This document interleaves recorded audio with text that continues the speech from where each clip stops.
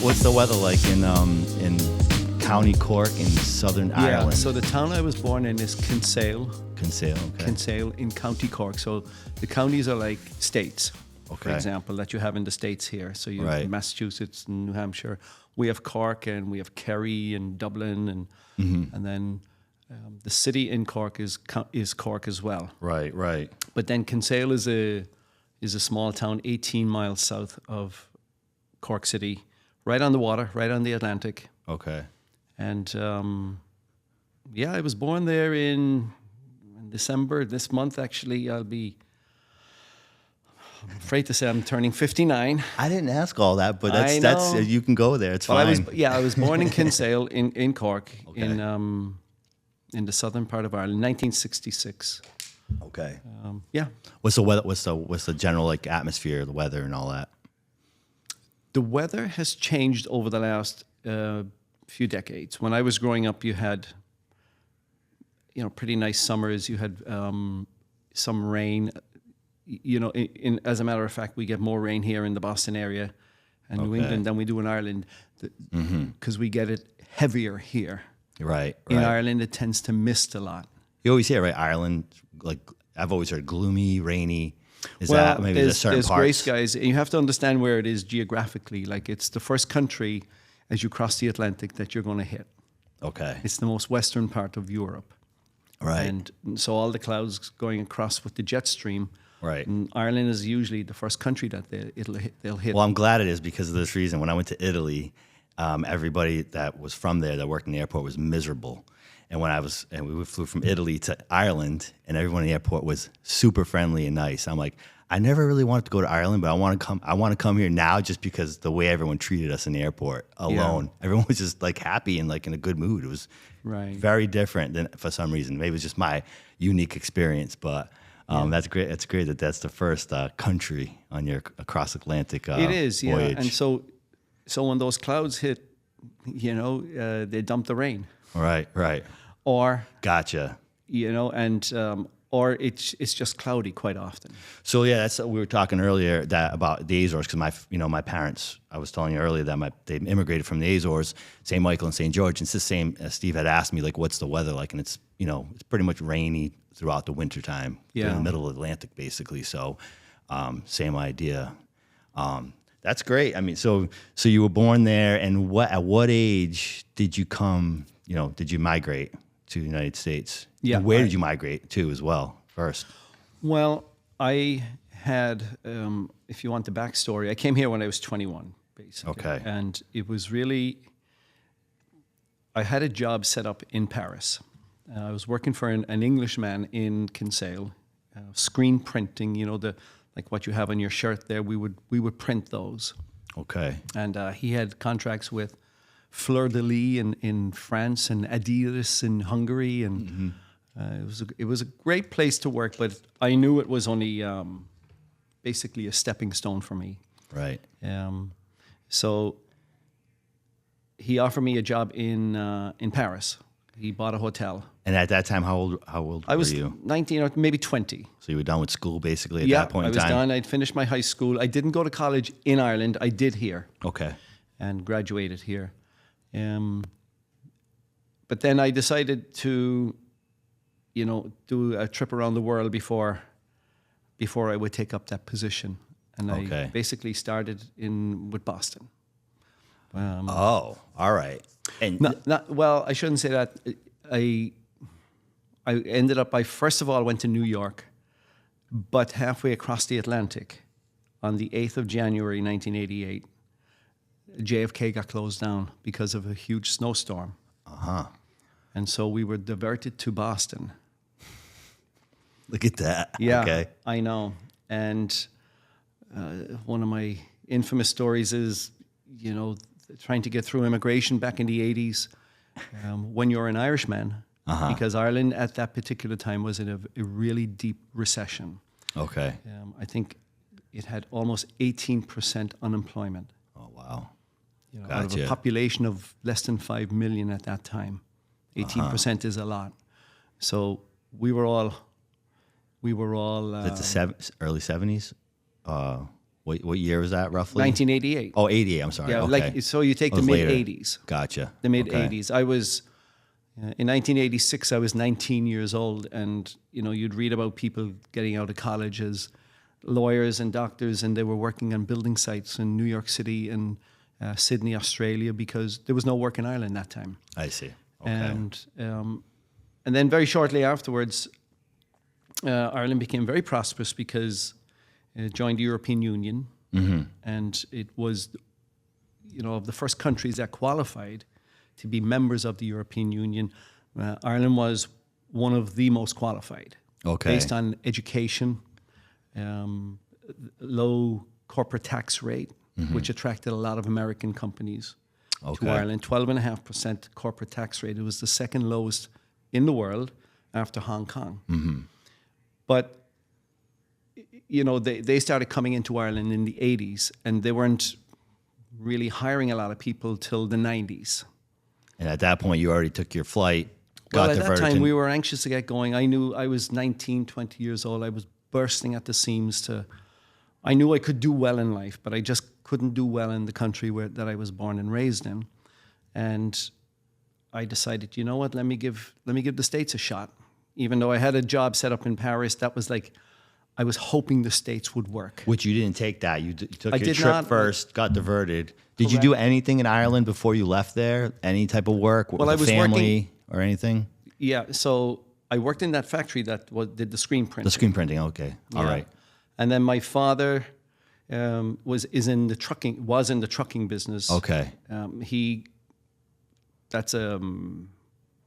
His father before him was one of the largest coal importers in the country back in the 20s and 30s, and so he used to bring in boats from England full of coal, and they would unload it in Kinsale.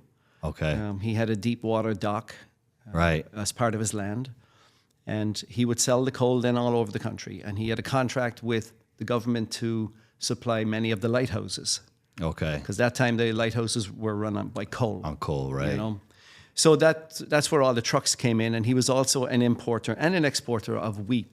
Okay. And so they had all these trucks, and they were delivering, all over the place, and passed down to my father and his brothers. Right. And now it's passed down to my two brothers. Okay. And one of their sons again. So it's third, fourth, third generation, fourth Correct. generation. Maybe fourth generation now. now. But the coal is gone now, obviously. Nobody uses coal anymore. But wheat is still good, and they transport a lot of other goods. Any takeaways from the screen printing or the early work in Ireland, when you were young? I can remember some things from my first jobs. Working, labor, different things. Any takeaways? Any lessons that you kind of carried forward with you? Well, yes. And to this day, I still love people that start their own business. I really do. That's why you're here. This is. I'm the same. Yeah, and I was. I really liked my boss at that time. His name was Chris Kay. He's still around. He still lives in Kinsale. He's an Englishman from London, and he came over and he started the screen printing in his kitchen. Right. He used the stove, the oven and the stove to heat the transfers, and then he spoke 4 languages fluently. He was English, French, German, and Russian. I heard he had a degree in Russian law. So he was a really smart guy, very articulate, and a great salesman. Okay. And I used to admire him. You'd hear him on the phone, and he'd be 4 different phone calls would be in 4 different languages fluently. Okay, right. You'll never forget that. No, and it's not that I wanted to be like him, but I admire that he was self-made. He got up early and he stayed late. He was always the first there and the last to leave the factory. Okay. And when I worked for him, I was employee number 5, and I think he got up to, I want to say over 100, and then he got bought out by a big company in Europe. Oh, so he really made some. Oh, he made a lot of money, strides. I believe. And like I said, I did admire him. I worked alongside of him occasionally, and coming from a family that was all self-employed as well, Right. But it was the timing. I couldn't make it work for me in Ireland at that particular time. I understand. 19, 20 years old. I couldn't get any money from the banks, and you had to give them your firstborn basically to get money, and that was no good to me. Was real estate already in your mind? Real estate was in my mind. Already, all right. So it was already, the seed was planted. Do you know what maybe did that for you? What you saw or experienced that? I don't. It was just in me. I think it's just in my DNA. Okay. And none of my family are real estate developers or in the construction. And they are now. I have cousins that are pretty sizable back in Ireland in luxury home building. Okay. And but back when I was 19, 20 years old, there was nobody. I think it was just in my veins, Right. And I knew I couldn't. Plus, my parents were very nice people. I had a really good upbringing. My father was a real gentleman. My mother was tough. She was the quintessential Irish lady. She'd beat you with a stick and then she'd give you a pound to go down and get an ice cream. That kind of a thing. That's like, European woman too, right? You can apply that anywhere, right? The old world. Well, exactly right. Exactly right. But, they were very into being safe and secure. And, Dennis, you got a nice job there in that factory, screen printing. What the hell are you giving that up for? Right. Going into the unknown, and you have the girlfriend and you have a car and you got the check coming in every week. And I used to say, but ma'am, it's not for me. That's just a step in the ladder to where I really want to be, and I can't get what I want here. I really admire that because, growing up with parents that were immigrants, my whole family was immigrants from Portugal, just thinking about that. I've thought about that often throughout my life about, wow, like they really, got up and went across the world basically and started over in their like late teens, early 20s. And it's just very, admirable to me to see that. So like, what gave you that courage? Because I know some of my family, for instance, they had other family that came here first, older family members that will petition for them to come here. I've heard other stories of just going, young, no one, I think you have to have someone petition you, but at that time, maybe in the 60s, 70s, I don't know how the 80s were, but what gave you that courage to do that? Well, I think, when I actually had turned 21 in December and I left on the 8th of January, 2 weeks later. I'm not even sure if it was courage, Dave. It was, you don't even think about it at that age. Mm-hmm. I slept on a beach in Australia for 3 weeks under a coconut tree. So maybe a different C word, curiosity maybe. Exactly. There was no fear at the age of 21. Mm-hmm. And I carry that all the way through, not getting into the business too early, but carry that all the way through my career. Mm-hmm. And it's only in latter years I'm really becoming careful, and more conservative in my investing and spending. But back then, I was always of the mindset that, I started with nothing, go for it. What's the worst that can happen? You just go back to where you started. Right, right. That was the mentality all through my 20s. Yeah, that's big. So I know some people that are scared to go down the street, so it's right. Dave, unlike your parents, and I admire your parents more than I would admire myself because they probably came here without knowing any English. Well, so my father went to Lisbon, college in Lisbon, and he was already studying English, so he had some English when he got here. Words, yeah. Yeah, my mom as well. I think they'd studied a little bit of English in Portugal, but when they both got here, they, even in the lifespan of my parents, my mom in recent years, I think about when I was younger, like she had a thicker accent, like it almost went away, like throughout her 40, 50 years here. My father, he passed 20 years ago, so his accent was still pretty thick then, but yeah, they were more. My father was educated, but my mom was not educated. She came when she was 11, so she's much younger, and she got made fun of and all that. And I remember, the whole thing.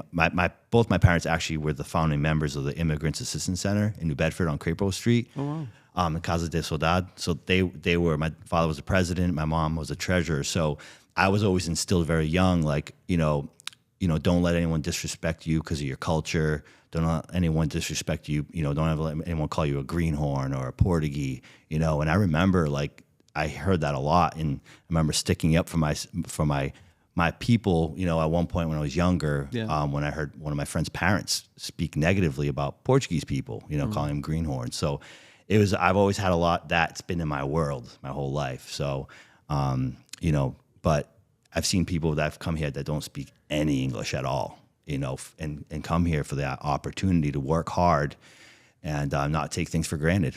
And then, you know, there's a whole other subject on that, but there's people that come here breaking the rules and all that, and they still want to work. And, you know, that's great. But my exposure to it is my family followed the petition, you know, that whole traditional process to get here. But regardless, you know, even coming here and having, you know, you got an aunt here that petitioned for you, or you're somebody, if you were under 19, I think you could enter at that time with your parent. But still, it's still scary. It's got to be. I've lived here in New Bedford area my whole life. I was born in St. Luke's Hospital. I'm 47. I've been here. So I've taken gambles with my business, but I haven't really taken geographic gambles. So I really admire that, you know. Well, I guess for me, Ireland is an English-speaking country. We were under British rule for 800 years. So we had our own language. We still have it, the Gaelic language. Gaelic, yep. The British came in and they basically took our language away. So we were forced to speak English. That was a plus coming to America. Right. You know, yeah, of course. And somebody mentioned to me when I was leaving, you know, you're going to one of the greatest countries in the world. You speak the language. You're 21 years old. You're bursting with everything inside of you to fire in your belly. I like to say, don't waste it. Don't waste it. Right. Don't waste it. And I didn't. You know, I had the good fortune, David, of meeting my wife, Mary, like a month after I got here. And that was in Boston? In Boston. And, I was in New York first. I told you we got diverted to Boston. And that evening, I made it to New York. And then I went to Dallas and, you know, and I came back to Boston. And that's when I ended up here in the Boston area. And I met my wife. Okay. And I was 21 and we got married at 23. I was 23 getting married. Now, some people will say that's really, really young. It is nowadays. The young kids are much older getting married. We need to get back to that, in my opinion, honestly. But that's, you know, we can dive into that, Correct. But for sure. I think what it did for me was it settled me down. You know, it was... And then we had our first daughter when I was 25 years old, or 25 and a half, whatever. And then that really settled me down. And I said, I've got to go to work here. Right. And if you remember, you're 10 years younger than me. But back in 89, 90, we were coming off the Reagan years, Ronald Reagan years, and they were very prosperous. Right. And then George Bush got elected in 1988, George Bush Sr., and the economy tanked. So just when I was working for a guy up in the Boston area, he's from my hometown, and, you know, he fired me because I say fired. He told me I was his best employee, and then one day he said, "You're fired." And I said, "Why?" He said, "Well, the truck I gave you was seen," I'll never forget this, "at the movies in Dedham." And I said, "Yeah, but I had all my work done. I went to see this movie called Who Framed Roger Rabbit?" Yeah. It was in the middle of the day, I had all my work done. He said, "Well, you should have been working." But I had it all done. He fired me. Now here I am. I had no college education, no social security number at the time, no trade. I really had nothing except the fire in my belly. Yeah. And I don't know if this is a word or not, but I use it all the time. I was unemployable. Unemployable, right. Right? Nobody could hire me because I really couldn't do anything. Right. And that forced me to, you know, they say desperation brings out inspiration. And that forced me to start my own business. I said, the only way I'm going to work is by starting my own business. Right. Well, you got to take control of your life, or life will take control of you, right? So you did that. What business did you choose at that point in time? Well, the guy I was working for was also a real estate developer, and he was in the construction industry, commercial construction in downtown Boston. And my job, he gave me a job driving just a small dump truck, picking up materials all day long in Hyde Park in a lumber yard, and going to all these jobs and dropping off the materials. So I got to know the city of Boston really well at a very early stage. Right. How old were you around that time? I was 21 21. still. Okay. Yeah, I had just come here and he put me to work. Yeah. And when I was forced to do my own business, then I decided, I'm going to get a flyer made. Everybody used to make flyers that time, and they'd put them up in the Stop and Shops or the Roach Brothers, and you would cut the bottom of it so that somebody could tear it off. Your phone number, right? Phone number, Yep. exactly. And I did that. And it was the Keohane Company, painting, plastering, roofing, and carpentry. And I couldn't do any one of the four. I love it.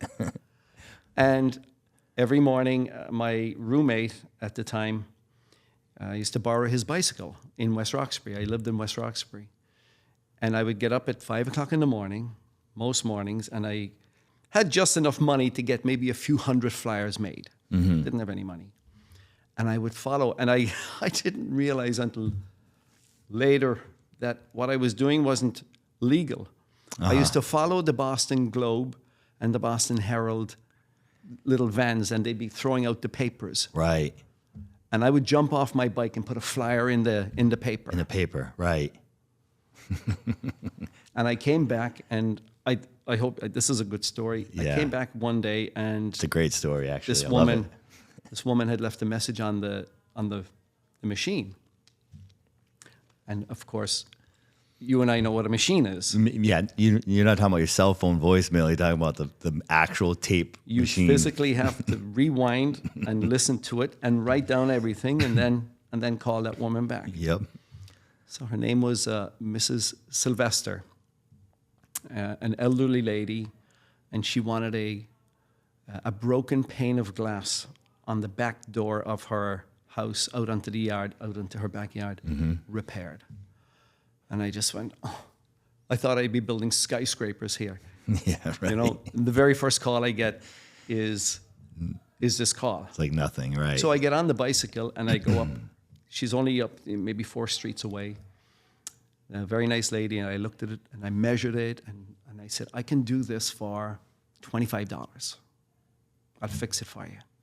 She's like, $25? Yeah. So I went down and I got the pane of glass, and I came up and I winged it. Yeah, you just...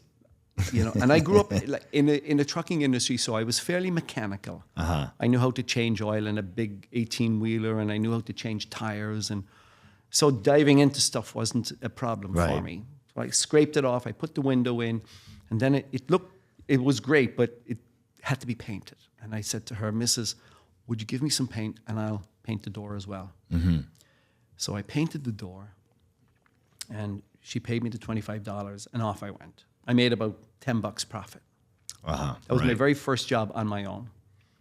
That night, I got a phone call. And you have nothing else going on at this time. Nothing. Yeah. And you're married. I'm not married at this stage. But you're close. I'm engaged. You're engaged, right. And I got a phone call, and I won't mention the guy's name because I'm still very friendly with him. Okay, gotcha. But he was with the FBI. And he said, my name is so-and-so, and I'm with the FBI in Boston. I need to talk to you. I need to meet you. Now, I couldn't sleep, of course, that night. So we agreed to meet in West Roxbury the next morning in a little coffee shop. And so I went down, and I put my hand out, and he shook my hand, and he was pretty cordial. And I said, what happened? Did I do something? Well, he said, you did a job yesterday for an elderly lady in West Roxbury. And I said, yes. And he said, you took out the glass and you put in the new one and you painted the whole door and you charged her $25. And I said, yeah. I said, but the job was probably worth $125. And it's my very first job. And and she was a nice old lady. I wanted to do a nice job. And he said, well, that's the point I'm making. You did a great job. Yeah. But he said, that woman is my mother. And I wanted to know why somebody would charge her only $25. Right. And now I get it. Got it. Yeah. You know, my next 10 jobs came from all FBI agents. Oh, okay. So totaling maybe a couple of 100,000. And I had never seen anything like that. So you created your own network. You got here, you had a network, you worked for a guy, that ship sailed, and then you go out in this one small job and opens you up to a whole nother network of people. Wow. And that's how it all started. So when I did a couple of those jobs, then I had enough money to buy my first house. Oh, okay. Look at that. Got in with a bank, and then they financed me for the second one and the third one, and so on and so forth. But it all started from a pane of glass in the back of an old lady's house in West Roxbury. I love it. I love it. So I always tell people, you know, be careful when you're turning down a small job. Because if I had turned that down, I don't know, I probably still would have done okay. Some other story, yeah. But this just gave me an avenue, and I believe in the universe, of course. It was. And back then it was Keohane Company, and today it still is that. Correct. That's great. Yeah. That's great. It's carried over all these years with you. All these years. You picked a great name. It's, you know, kind of general, and you can use it for many things. And, you know, that's how we evolved our name too, South Coast and Associates. It was, you know, to keep it very general. Yeah. The idea was always if I would sell the company, you know, someone could just take over. It didn't have my name in it, but my sons are they're not going anywhere, so they're gonna keep it going. So true. Later on, you know. And on that note, my middle daughter Julia, who's 31 now, she has a degree in interior architecture and design. Okay. She just joined me. Is that the best? She's best, and her fiance Henry, he's joined me as well. So she's running the back office right now, just getting to know she worked in Philadelphia for HOK Architects for 8 years. They're the second largest in the world. Okay, right. And they designed high rises in New York City. So now she's designing single family homes for me. Right. in Hyde Park. Yeah, I remember we talked about that. That's great. And we're doing 24 units in Attleboro, and she's designing all the insides of those, and she's taking a lot of pressure off me. So hopefully she'll continue the name. Yeah, sounds like she will. That's like my sons too. I get to sit across in the office and look at both of them at their desks every day. I'm like, what a blessing, you know, that, you know, I've built something, but it's actually it kind of gives me more fire to kind of keep growing, to make sure there's room for them and for all of us to thrive. It's a bit of pressure to. It is, because you have to make sure you have enough work to keep them going. Yes, exactly. You know, and the rest of our staff. So it's that's great. I love that. That's the early stories I love to hear. Like, you know, with us, I was working at a lumber yard, and, you know, contractors would come in. I would hear them talk about needing plans done, and that was my first kind of like step into side work that eventually became our business, designing, which eventually became a construction company in both. So, but it's identifying a need in the market, you know, and building a network. And it's like, who would have known that would have been your network that you created from that one pane of glass? It's amazing. Yeah. And I had the good fortune, and Dave, of hiring a guy called Denis, just like me. He was an Irish guy, but he was a qualified carpenter, meaning he just went through the old school of becoming a qualified carpenter. He was really, really good. He worked with me for the next 12 years. And I learned a lot from him. There's someone a builder, Jeff Sweener, that I admire how he's built his custom home building company, and some interviews I've seen with him, he said that, you know, I always hired people that were better than me at really any part of our business, you know, better framer, better finish carpenter, better everything.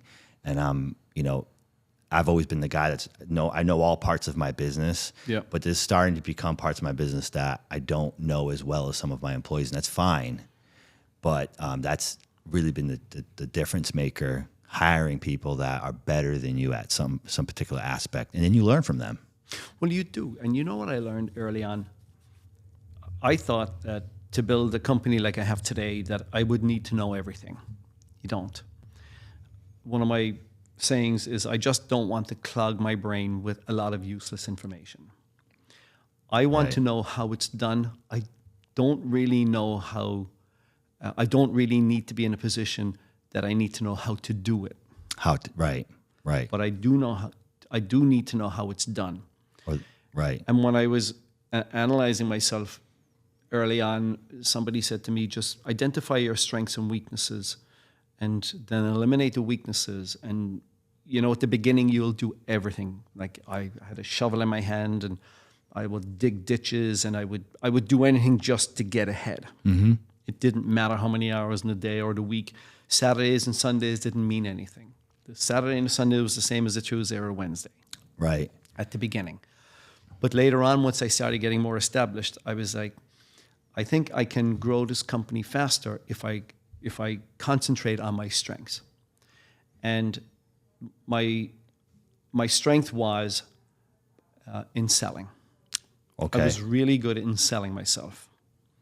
So somebody whispered in my ear, Dennis, put the tool belt down now. Mm-hmm. Right. And I got it to a little plateau where I could put the tool belt down. I had a few people working for me. But I found that once we'd finish a job, then I'd have to lay them off for a week or so until the next job came along. Mm-hmm. Right. So I decided, let me put the tool belt down and let me go sell the jobs. Right. So that I'll never again have to let these guys off. And that's what happened. And I realized I was actually quite good at it. The sales part, right? I was great at the sales part. I was good at the negotiating with banks part when we started buying property. Mm-hmm. I was pretty good then I had the good fortune in getting in with Mayor Menino, the long-term mayor of Boston for 20 years at the beginning. Okay. I didn't realize that politics had such a big influence over being a developer in the city of Boston area. And even down here in the New Bedford area, it's important. It's very important. And so that became a new level of my salesmanship. Networking and all that. Going to fundraisers 1 or 2 nights a week, and we talked about you being here today at a political fundraiser when I ran into you. That's exactly right. I pitched this idea to you there. You're still doing it. I'm doing it. We were at a Christmas party last night in Dorchester for Councillor Fitzgerald, who's a Boston City Councillor. Right. But we're going to be building in his neighborhood. We support him. We support what he asks us to support. Yep, constituents and all that, right. And in return, you get, if it's a reasonable development, that you get their support in front of the appropriate boards, the zoning boards of appeals and... Yeah, so that's kind of when you really started to recognize the importance of political IQ and all that. Sounds like. Would you say that Keohane Company, when you were from the window pane to when you started developing that, really your company was like a mixture of as a contractor essentially, and then you started to kind of do both, develop and offer construction services. When I got good at the contracting, I used it specifically to get down payments. Because as soon as I had 10 or 12 grand, from a couple of jobs, I was looking at another triple decker in South Boston or Dorchester or New Bedford. I had a bunch of them here one time. And I had a bank in place. All I needed was, 20%. Right. And that was my focus every job. I love the sound of those down payments. Not like that anymore. It's like, well, the banks that I use are still with 20%. Well, I mean the amount, $10,000 or $12,000. That was a while ago. Absolutely, and this is all in the early to mid 90s. Right. And when Bill Clinton came in '92, there was a massive change. Then he was a real good economist. Right. And the market started booming. So you said something that reminds me of a story the other day. Like a guy reached out to me just kind of for mentorship, and then he was kind of all over the place. Wants to do real estate, flip, buy and hold, and wants to get in real estate. And one of the pieces of advice I learned from someone else, a seasoned person, told me is that get a good job, make capital, and then take that capital and invest it in a long-term hold. And it's just a really simple formula, right? Just get a great job, make a lot of money, and live within your means, and use that money it sounds like you were using that same principle early on. You built the business instead of having a trade that you went into essentially, but you built a business around the trades, and then you took instead of maybe you invested in your business a little bit as well too, but you invested more in real estate, it sounds like, early on. And that's a great strategy. I've found that some people overcomplicate, their journey with like they're all over the place. And I feel like you kind of just kept it simple and you just repeated. I did. And, if I had to do it again, knowing what I know now at the age of 58, I would have kept it simple. We're doing 24 unit buildings now and 20 unit buildings, and I have another 23 units going into Attleboro. It's a lot. Mm-hmm. It can be lucrative, but it takes much longer. It's a much bigger investment. Mm-hmm. There's a lot of headaches attached to it. Whereas when I was buying triple deckers in South Boston, Dorchester, Roslindale, New Bedford, and I bought a bunch of them in Fall River, it's very simple. The formula was very simple. You buy it for this amount. And I understand it's different times now. Right, of course. You could buy it for this amount. You put your down payment, the bank would finance 80%. And then of the 3 rents coming in, 1.5 would pay the mortgage. Right. And 1.5 was in my pocket. Mm-hmm. And then I said, well, if I can multiply that, if I can get that to 20 triple deckers, well, 20 times $1,500 a month is a lot. Mm-hmm. Right. And all I got to do is rinse and repeat. Right. But like everything else, we got greedy. You want to keep pushing yourself. Well, you get bored and it's like, okay, I could do this in my sleep now. Mm-hmm. Now that we're getting more established, let me go for the 6 unit buildings or the 10 unit buildings. Or now it's the 20 and the 24s, and soon it could be bigger again. Right. And it is worth it, but it's a lot of work. It's a lot, yeah. There's a lot of planning, board meetings, a lot of architect involvement, a lot of just all the city officials before you do anything. That's really what the show is about, Studio View. It's like leading up to that, the site, right? There's a lot that happens before the job site, and, the regulatory, maze, or, it's just, there's a lot. And I know what you're talking about. I know those pain points. It's before we get that far in, but that early formula was like buy a 3-decker, buy a, maybe a 5 unit or a 6 unit. And that's kind of my story too, is very similar, and I've tried to get into some of the bigger developments, and, some of them haven't got off the ground because it's just so involved, so much to, different funding sources, and just no one ever wants it in their backyard. That's a whole nother story. But yeah, I mean, it's, do you still hold some 3-deckers, or you, I have a bunch of them that I bought years ago. It's sad to say, because I have kids, I have 3 daughters, 32, 31, and 28. They can't afford anything today. Right. And the triple deckers that I bought back in the early 90s for 110, 120, 140, 50 grand are now 1.5, 1.6 million. Right, especially up north. In South Boston and in parts of Dorchester and Roslindale. Triple deckers are going for 1.5, 1.6 million.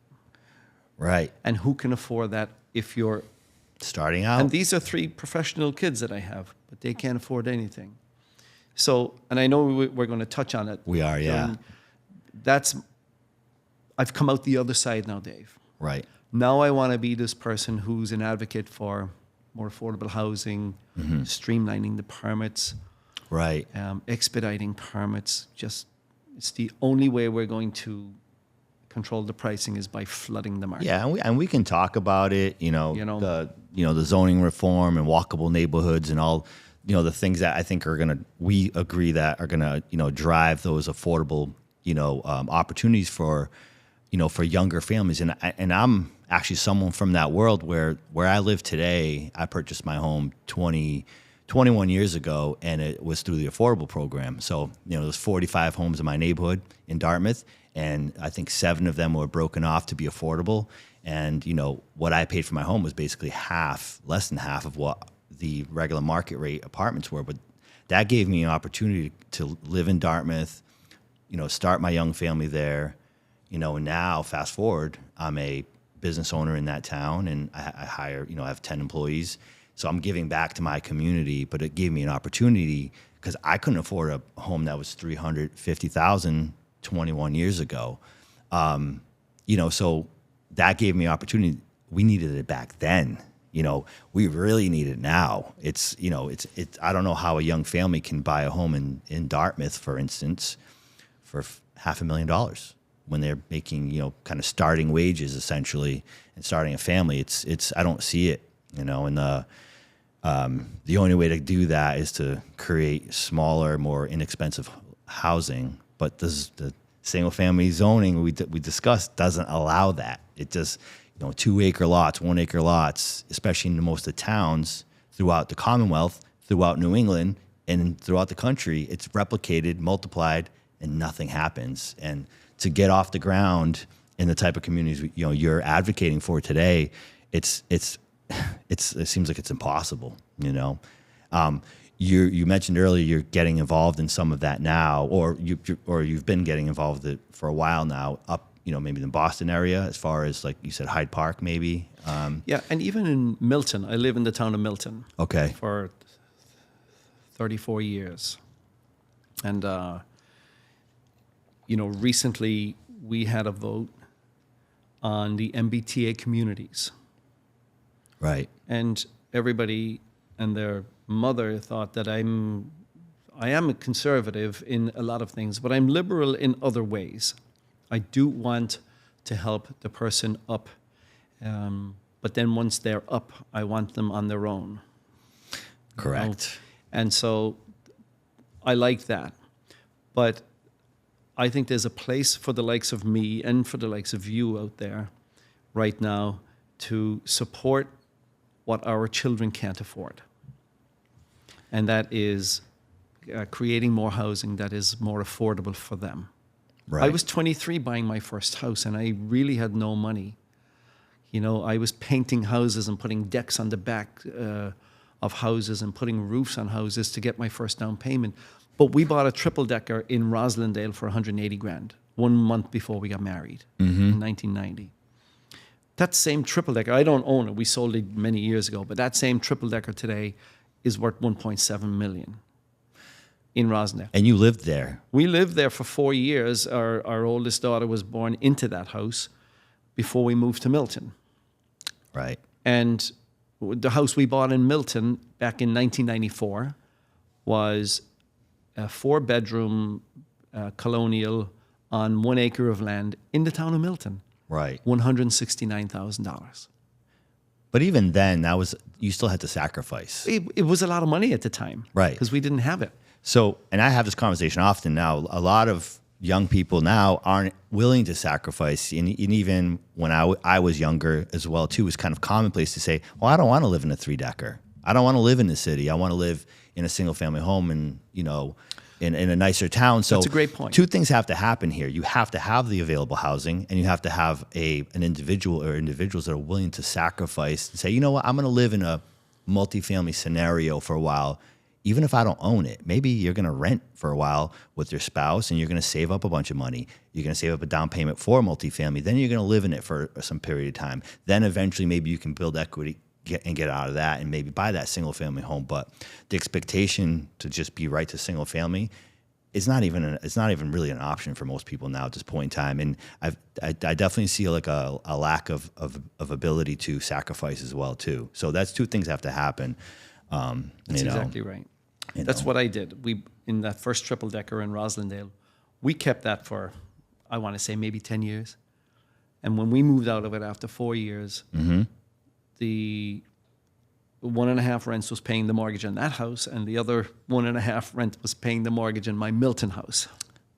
Right. So essentially, it wasn't costing me anything out of my pocket. And you kept going. You kept then we saving bought more down payments, bought more properties. And I just wanted more income properties. Then some of those properties had equity at some point. Then you could pull equity out of those to buy other properties. And That's exactly right. Was the Burr method: buy, repair, refinance, and repeat. That's the method a lot of developers from down here that I've heard did that before it became a kind of a cool word or a key term. But you buy a multifamily, you fix it up, you create some equity, you take that money, buy another one, you keep going. And I know some people have had over 1,000 units doing that, just with 3 families.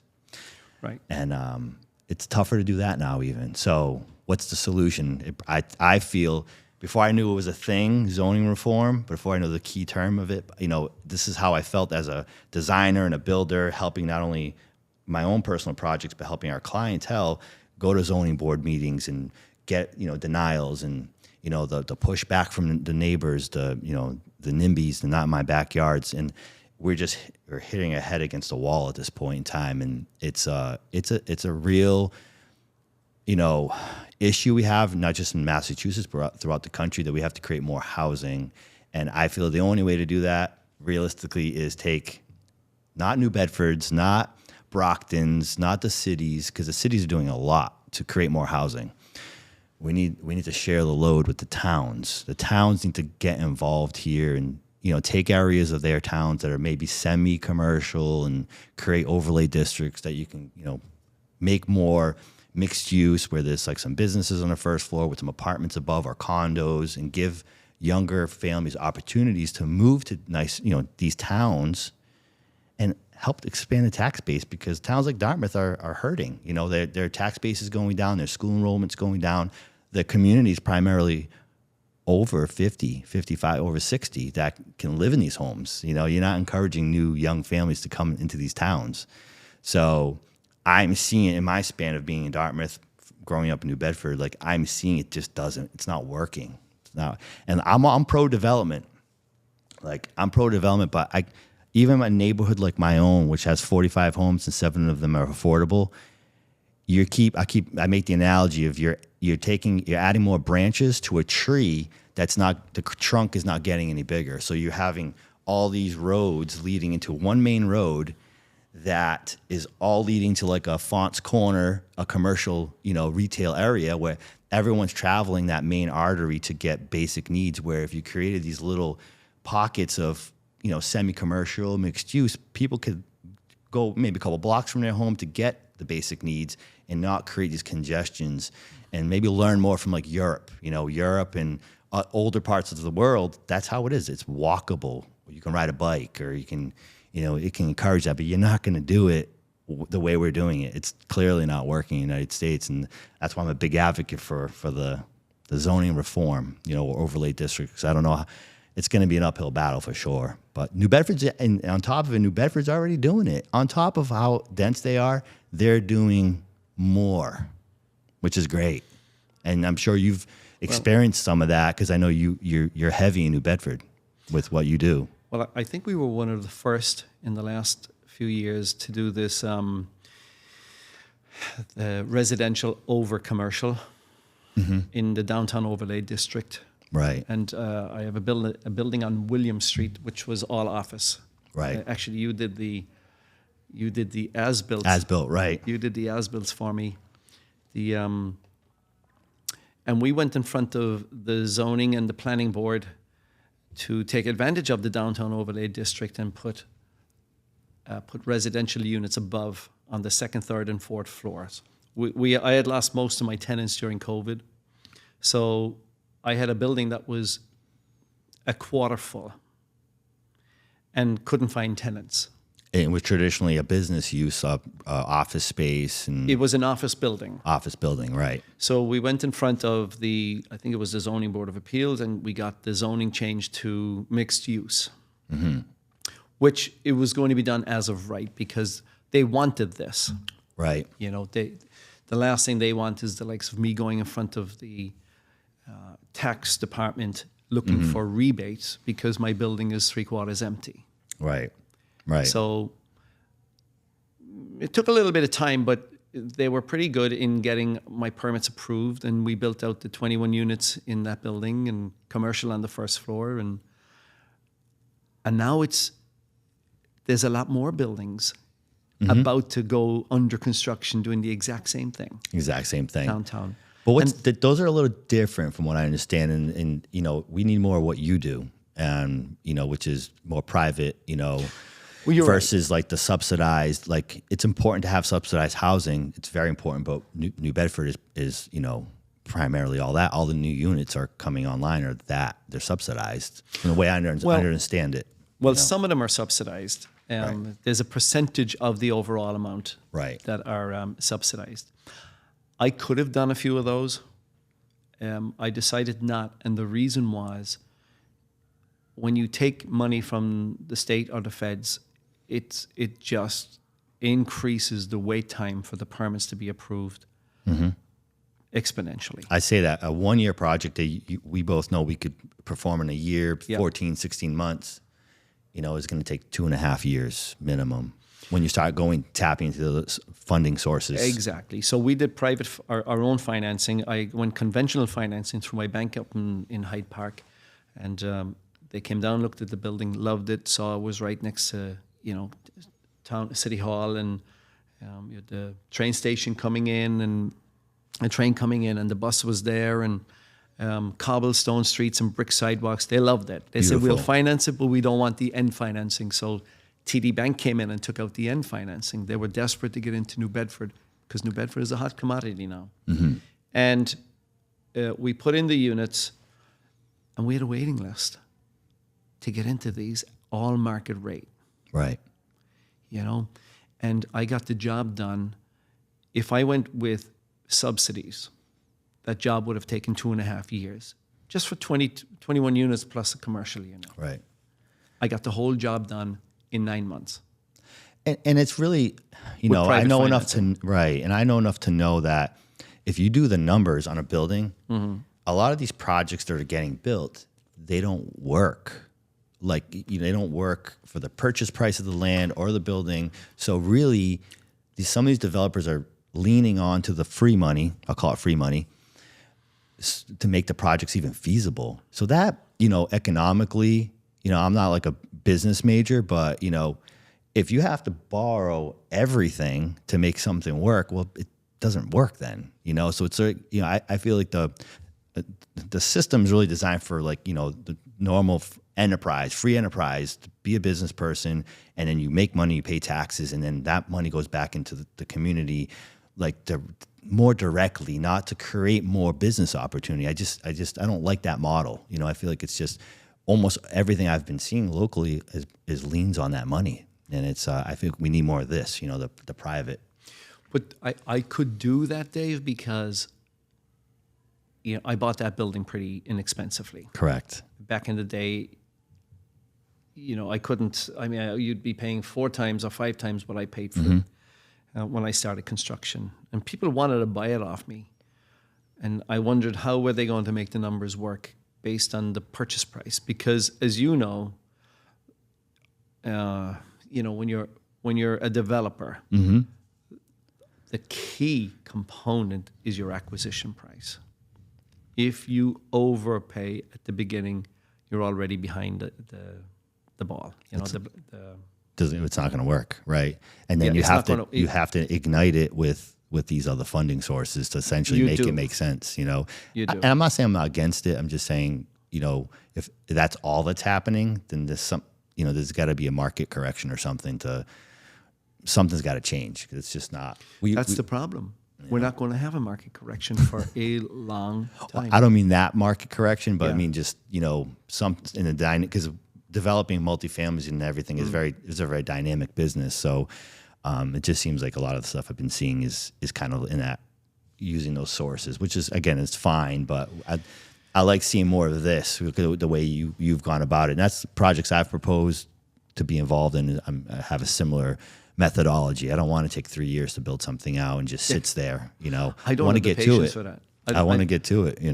Right. We want to get people in there. We want it generating income and creating housing. Right. No, absolutely. I mean, so what are you seeing outside of New Bedford that is helping with this walkable neighborhood, more diverse and, mixed use type scenarios? You seeing more kind of like cluster setups where we're building a mixed use of restaurants, retail, and apartments or condos? You seeing that in other areas? I am. And particularly in the city of Boston, I'm not talking about downtown now. I'm talking parts of Dorchester that are on the Milton line. Hyde Park is on the Milton line. Okay.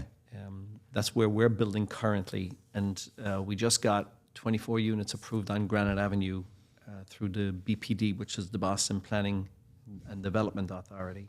Okay. But the criteria was it had to be a walkable community. So they're imposing it. 100%. Oh, it's great. So the BPD was very much in favor of this proposal because over the road you had restaurants, a little supermarket, you have the trolley that connects the Red Line that connects Mattapan to Ashmont T Station. And it's a trolley. It's an overground trolley that goes through a graveyard, a Cedar Grove graveyard in Dorchester. And so we come under what they call the TOD, the Transit-Oriented Development as well, whereby there's 24 units. All I needed and all they asked me for was 12 parking spaces. And it's all residential units? All residential. Now, I fought them on that because I'm going to make them condos. Right. And I figure that if you're going to be spending a lot of money on a condo, you'll want to be able to park your car. So we created 29 parking spaces, 25 interior and 4 exterior. And eventually they went with it and they approved it. So do I understand this correctly? They didn't want you to have parking. They wanted half the amount of parking that I was proposing.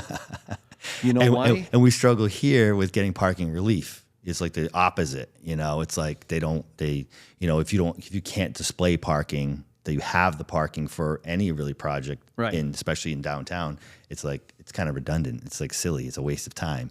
Where they don't want you to have parking. They want you to encourage you to have a essentially walkable or transit oriented, like you said, TOD district, right? Correct. And I'm not sure if this is a state code or if it's just a Boston code, but now we're building 24 units on Granite Avenue. It's approved. Right. I had to provide a separate room on the first floor with access from the outside to a bike room with 24 spaces. For 24 bikes. 24 bikes. It's a ground level room or storage area. Ground level storage room with a separate access so you can get off on the sidewalk, walk it up a ramp and into this room. Yeah, I mean, this is the thing. This is what we need to happen. It's great. So it's great to hear it happening already in some areas, so they get it. You know, that especially in that area, in that town. That's Dorchester. It's Dorchester. It's on the Milton line. You actually see this site if you're driving into Boston on the expressway. Okay. You'll see the Catches Law group on the left, and I'm right behind that. It's next to the Neponset River. But the other thing, Dave, what they make us do as well is now we have to provide electric car charging ports. Right, we get that here with single family even. Yes, exactly right. And then we have to create exterior parking spaces for Uber and Lyft and DoorDash. Okay. And this is all to do with, as Mayor Michelle Wu would say, we want to force people into Ubers and Lyft and onto their bicycles versus into their own cars. Own cars, right. You know? And yeah, I'm a little mixed on that. Just meaning, like, you know, I like the idea that I like to keep things like kind of neutral. Whereas, like, all right, mixed use is good, right? Like, you can have mixed use, you can have reduction in parking, but like sometimes I feel things overreach a little. Like, you got to do this, you got to do that. Like the EV charger, I'm all about it, but I don't have EV vehicles, so I have to spend when I build a home an additional $1,000 or $1,500 to put this in, and I don't even want it, essentially. So sometimes I think they're good intention, but they overreach a bit. But overall, it's great to hear that, you know, that district is doing its part. I would love to hear those kind of conversations down here in the South Coast. Yeah. It's just not happening. It's the opposite still. It's like the pushback is just real. It's like they don't. Well, that's the way we had to, you know, for every one unit, you needed 2 parking spaces in Dorchester, in the city of Boston, which Dorchester is part of the city of Boston, forever. And then, you know, people realize that it's constant gridlock right now on the roads. Yeah, it's hard. just constant. So we've got to do something. So you look at London or Paris, and they've got a circle drawn around London, and if you go inside that, it's a £20 fee. That may not be the right number, but it's a Right. substantial fee to get inside this circle so you can drive around downtown London. Right. Okay? And all of a sudden, you know what's happening? People are taking the bicycle to the train station, and they're taking the train into central London. Perfect. Same in Paris. Look at that. And they talked about doing it in Boston, but there was a lot of pushback. But I think it's on the cards again. One thing I noticed here, because that's not happening, developers or property owners are taking already existing mixed-use buildings that traditionally had like a storefront on the first floor, might have 2 units above. They're taking those first floor units and they're converting them into a residential unit. So now you're taking your property from a mixed-use tax, to a residential tax, which is lower. Great, financially works better, but the thing is, you're changing the character of the neighborhood. Right. You got the large glass windows. You had that when traditionally, when we were talking about this building here, this was a mill that had textiles, and you had the neighborhood, the 3-deckers around these buildings that people worked, lived and worked and walked to work and went to the bakery and went to the different local businesses and went home, and it was walkable, both for your occupation and for your needs.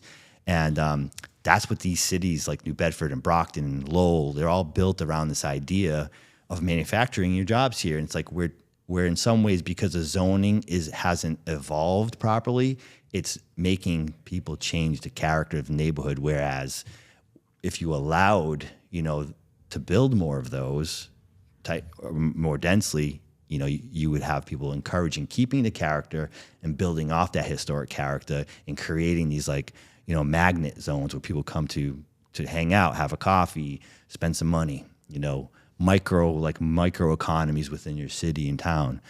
And I see it all the time. It's like, wow, you're just kind of killing that building, but they got to do what they got to do. I get it, So have you seen an improvement with like just a general, energy and like the economy in those areas outside of Hyde Park, or just in Hyde Park as well? No, I have. Like I'm even seeing it here in New Bedford now. Where my building is on William Street there, that's definitely a walkable community. Obviously, we're in the downtown overlay district, Right. which I didn't have to provide all the parking necessary. We do have the municipal parking lots, the Elm Street and the other one, which made up the reason for providing less parking on my site. Understood, right. But we're seeing restaurants, cafes, art galleries. It's all happening in the last couple of years, right around my building. Yep. And We've talked about it for years, like just adding more residential units to downtown New Bedford is going to continue to spark that. You can only have so many bars and restaurants. You need people living there. Like New York City, Manhattan, you have, 20, 30, 40 floors above of just residential, and they come down to that street level and just spend and they That's walk. the key. There's no need for a car. Exactly. And, you need a little supermarket now downtown as well, because I think people do have to travel to get to a supermarket. Right. Right, for more, but- affordable groceries, too. Well, if you live, we'll say, down by City Hall, where are you going to go to a supermarket? I think you've got to go up to Market Basket. Market Basket. Yeah, you got to travel a bit north. But you need to get in a car. You have to get in the car. So that's what we, if we can provide less parking for our tenants legally through the zoning, then they should make provisions to provide supermarkets downtown. Right. To cater to, like, there is an opening now because you have a lot of these buildings where there's residential going into. Yeah, what is it, like 150 units have been added to downtown New Bedford in the past couple of years, and there's like another maybe 150 coming. There is, yeah. And So- it's the same in Attleboro. Like, if you go to downtown Attleboro now, you do have the commuter rail right in the middle of the city. Right. And in the last 5 years, hundreds of units have been built in old mills, new construction. Yeah, it's going to just And now explode. restaurants and coffee shops are popping up. Right. It's amazing. Yeah, we need more of that. We have to do it. We got to keep going. And of course, with the MBTA Act, kind of, especially when it comes to ADUs, that's I feel like it's a 10% assistance towards the housing, crisis, they call it. But, it's definitely helpful, but many of these properties aren't eligible, zoning setbacks, and, don't allow these detached ADUs. But being an MBTA zone, you don't have to have the off-street parking. It kind of alleviates that as well. But the MBTA also opens up, I think it's 40A or something, where there's, it allows like mixed-use construction to occur. There's a lot of like zoning being forced on local towns through that act, and there's a lot of pushback. That's 40B. 40B? Is it through 40B? Okay. Yeah. So in the 40B, there's a lot of pushback with that. Like I think Freetown is pushing back a lot. They just don't want it, but because they have it, I believe they have it was a Lakeville. I'm sorry, they have a T-stop there. So a lot of people are pushing back. They don't want that, especially in those rural towns. They don't want that development to occur. But they don't, David. With the 40B, you don't have a choice. If your overall affordable percentage is less than 10% of your, so if you have 100 homes in Freetown, 10 of them has to be affordable, deemed affordable. Oh, right, yeah, the 40B. But I think I was mentioning something else through the MBTA Act. It opens up the door for, besides that, so more development. You're talking about MBTA Communities Act. Communities Act, that's it. Yes, that was done through Charlie Baker. Gotcha. So we just approved that in Milton. Okay. And that's when everybody said, "Oh wow, Denis is more liberal than conservative." It's not that I am or not. It's that, when I see my three girls and all of their friends not being able to afford where they were born and raised, that bothered me. Yeah, I'm independent. I like I tend to lean more conservative, but what makes sense makes sense. It's like you can't deny it. I think it was a wonderful thing that Charlie Baker did. If you're in what they call a rapid transit, you should be allowed to put in, I think it's 15 residential units per acre. Within within a half a mile, I believe, of a train stop or a bus stop. Yeah, it's like that's happening. That's a real thing, and there's a lot of real pushback on that. And then I think there's there's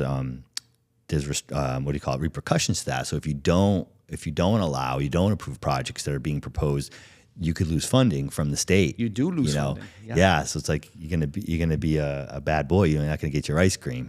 So they're gonna take the money from you. Exactly. And I think that's the only way it's gonna happen. The only way. You gotta you're gonna have to succumb to it. They're gonna have to. And that's great. It's great to see the policy being put in place. It's great to see it, but there's going to be a fight still, though, for a while. There is, but change is not easy. Gone are the days where we can just put up single family after single family. It's not going to work anymore. But even that, the neighborhood I grew up in, New Bedford, was small one-story houses, with a 50-foot wide lot. It's you can't even build those zoning-wise anymore. So it's. You can't even create those small single families, but yeah, they're not gonna go out without a fight, but it's just the way it's got to be. I mean, we're talking about like the how the permit. How the zoning affects it, but I want to talk to you about permits a little bit because I know we've talked about this often. Sure. One of the struggles that we've found as a builder is that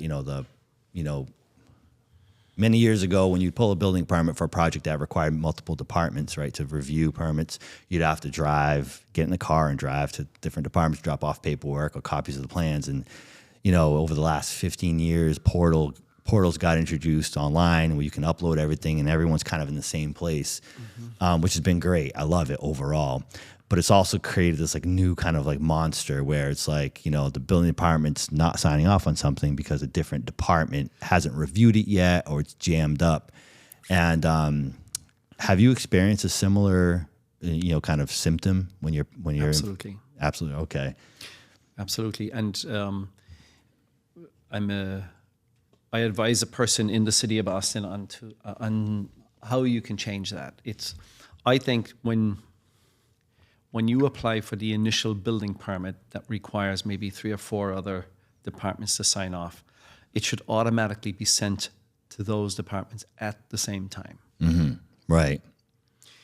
You know, I think it does happen for the most part. well, Maybe it does in some other areas, but it does here. But what happens is like, well, that department's not done looking at it yet. It's like, well, exactly I don't right. care. You know, you have 30 days by state law, building code to respond or respond whether it's in favor or in denial in writing. And so we find that that's a common delta across many departments is that, they don't know the clock's ticking. We got to like say something about this.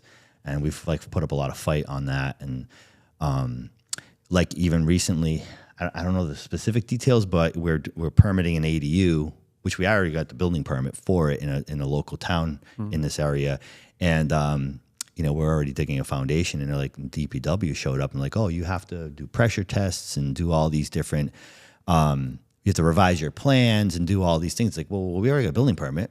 Sorry you missed the bus and someone didn't talk to you in your town, but now they're enforcing, kind of like some hoops to jump through that we had to cite them, the state law that says you can't require anything different for an ADU than is already in place for a single family dwelling. So we're finding that a lot of towns aren't on board with the ADU. They don't really know how to handle it yet, although it's been around forever. Like in-law apartments have been a thing in Massachusetts forever, just not by right in every zone. So have you found any issues with that? Or do you get involved with any ADU work at all? Well, not yet. We had a vote on ADUs in Milton a couple of years ago, and it got turned down. Okay. And then obviously the state came in, and they approved it. Right. So superseding the towns. I'm excited about it. There's mixed feelings about it in Milton, where I live. There's a lot of land and people are skeptical about it. Who is going to move into my ADUs? But it's a great way to put one of your kids or your mother-in-law or whatever. Multi-generational living. Multi-generational. And it's going to create some housing. It's going to help a little bit. It's going to help a little. I think Massachusetts is, California specifically, I think is permitting 4 times the amount. I mean, it's a bigger state Of ADUs? but like per like capita or whatever, like the ratio is like they're like 4 times what we're doing. So we're still slow over here with that. Well, we're in the habit of getting to a no here, That's my job for the next 20 years, if I'm lucky enough, is to get people to a yes. To a yes, right. We're in a crisis. Well, maybe we can bring some of what's happening up north down here to the South Coast with these transit overlay districts, and some of that's happening in I think by the new pedestrian bridge. They're doing an overlay district there, so they're definitely New Bedford's doing great. Like as far as like community development, as far as like housing development, Josh Amaral and his team, they're doing all the right steps to create that. Now the supporting cast, which is, planning and building and a lot of these other departments, I don't think are there yet, but, I hope they all get in unison because I think, New Bedford's going to really create, like you said, there's a buzz down here for what it is. And I'd like to see it continue going in that direction. It's going to be when permitting gets easier, more fluid, I think is the right term. The housing community development, that continues in the direction it's going. I think we're going to be in good shape here the next 10, 20 years. But it starts with permitting. And, it's like I'm a smallish developer. We do a lot of stuff, but everything goes right through me. Mm-hmm. And I'll determine whether I'm going to do a project or not in specific towns and cities around Massachusetts based on how quickly we can get the permits. Right. And I'll sit down with building commissioners and I'll say, listen, we got money to spend here. We want to buy this piece of land and put up 25 units. It's near a train station, whatever. How long will it take? Mm-hmm. Well, and if I get, you'll have the permits approved in a year. Too long. It's too long, right. We need these approved in 2 months. Uh-huh. You know? Right. And a lot of places just don't get it. Number one, a lot of places don't care. Right. You know, and there's delay tactics. And then we have to come in under a TOD and get it done and have the state force it on them. And when it's finished, they love it usually. Right. But if they want, and we are the ones, David, you and I, we're the ones that take all of the risk. Right. People call us greedy developers. We're not. We're the ones who buy the land and have to spend years getting it permitted and financed and built and sold. Sometimes for nothing. And sometimes then, never gets off the ground. Well, right. So let's say you pay 20, you build 20 units and it costs you, 14 of them to pay off your debt. Mm-hmm. You're a long time waiting for the final 6 to make your money. Right. And then you're at the mercy of interest rates and the economy. And let me give you an example. Great work by community housing development. Josh Emerald, they put these fire stations on the on the streets, for developers to come in and bid.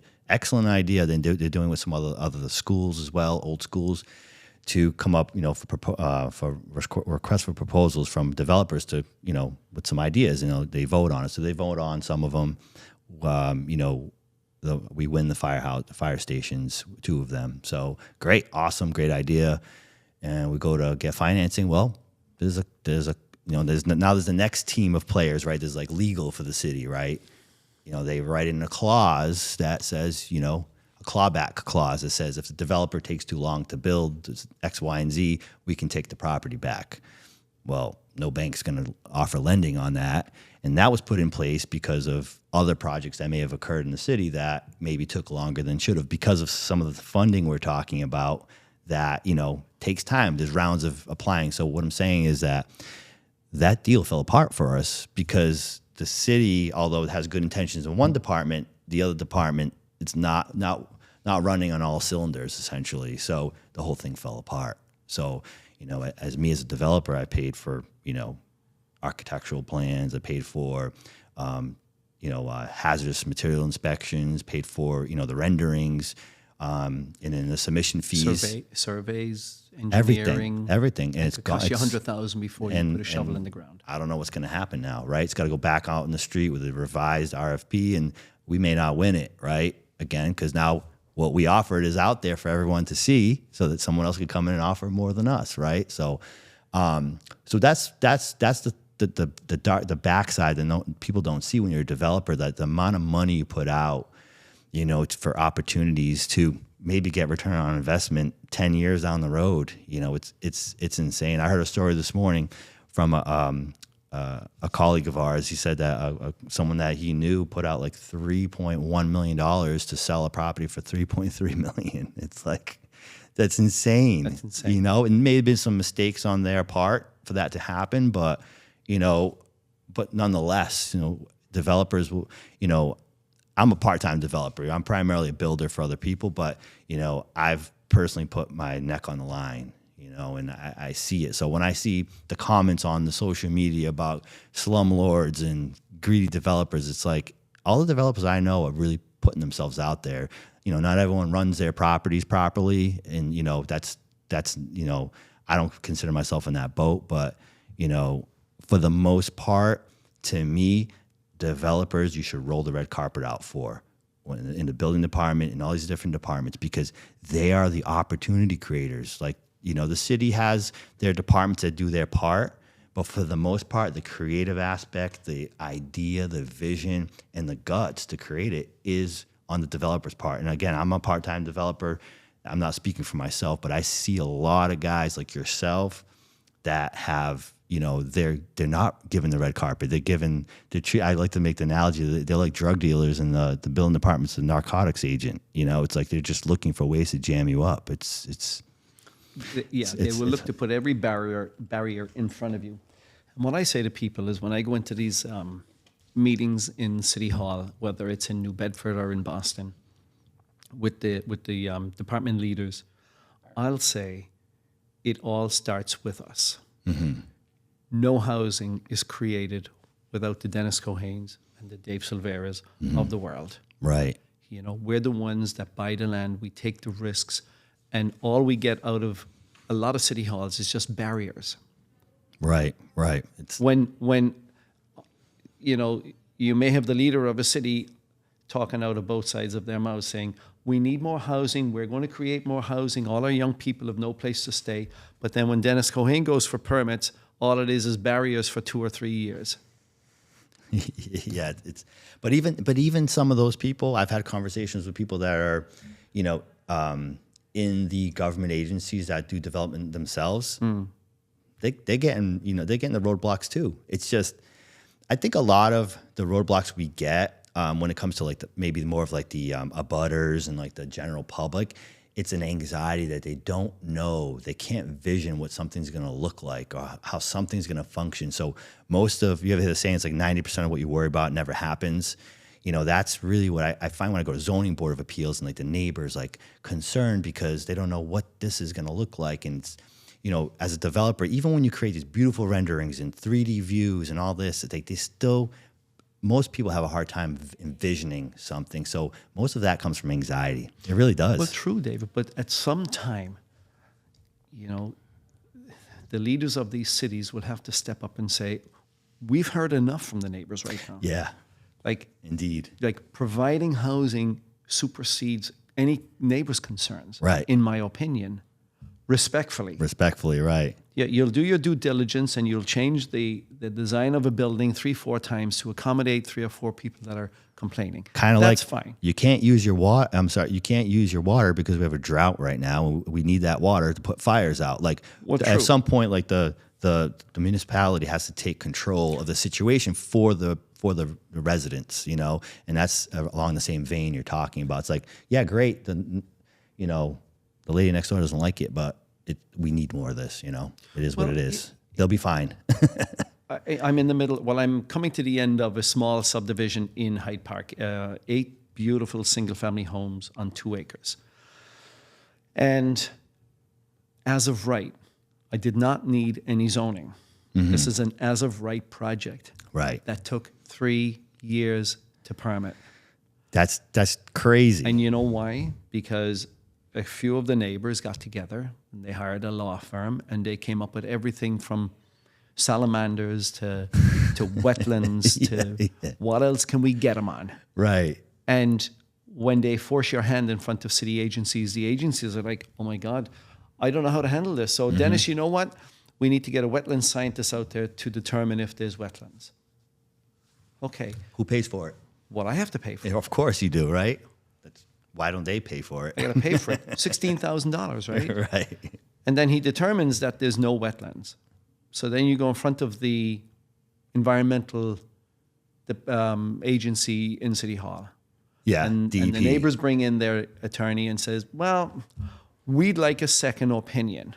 Mm-hmm. My clients believe that there are wetlands. Right. So then I have to go in with another 10 grand, give it to City Hall. They have to advertise. Right. So, wetland scientists will respond, and they'll go out and they'll do the exact same thing and come back with the same report. Same report. Hoop after hoop after hoop. 3 years later, and you probably, if you had a crystal ball 3 years prior, said, if it's going to last this long, I'm probably not going to do it. And David, but you're so deep in, you're like, I have no choice. I can't turn back now because now I just gave them 30, 40, 50,000 for nothing.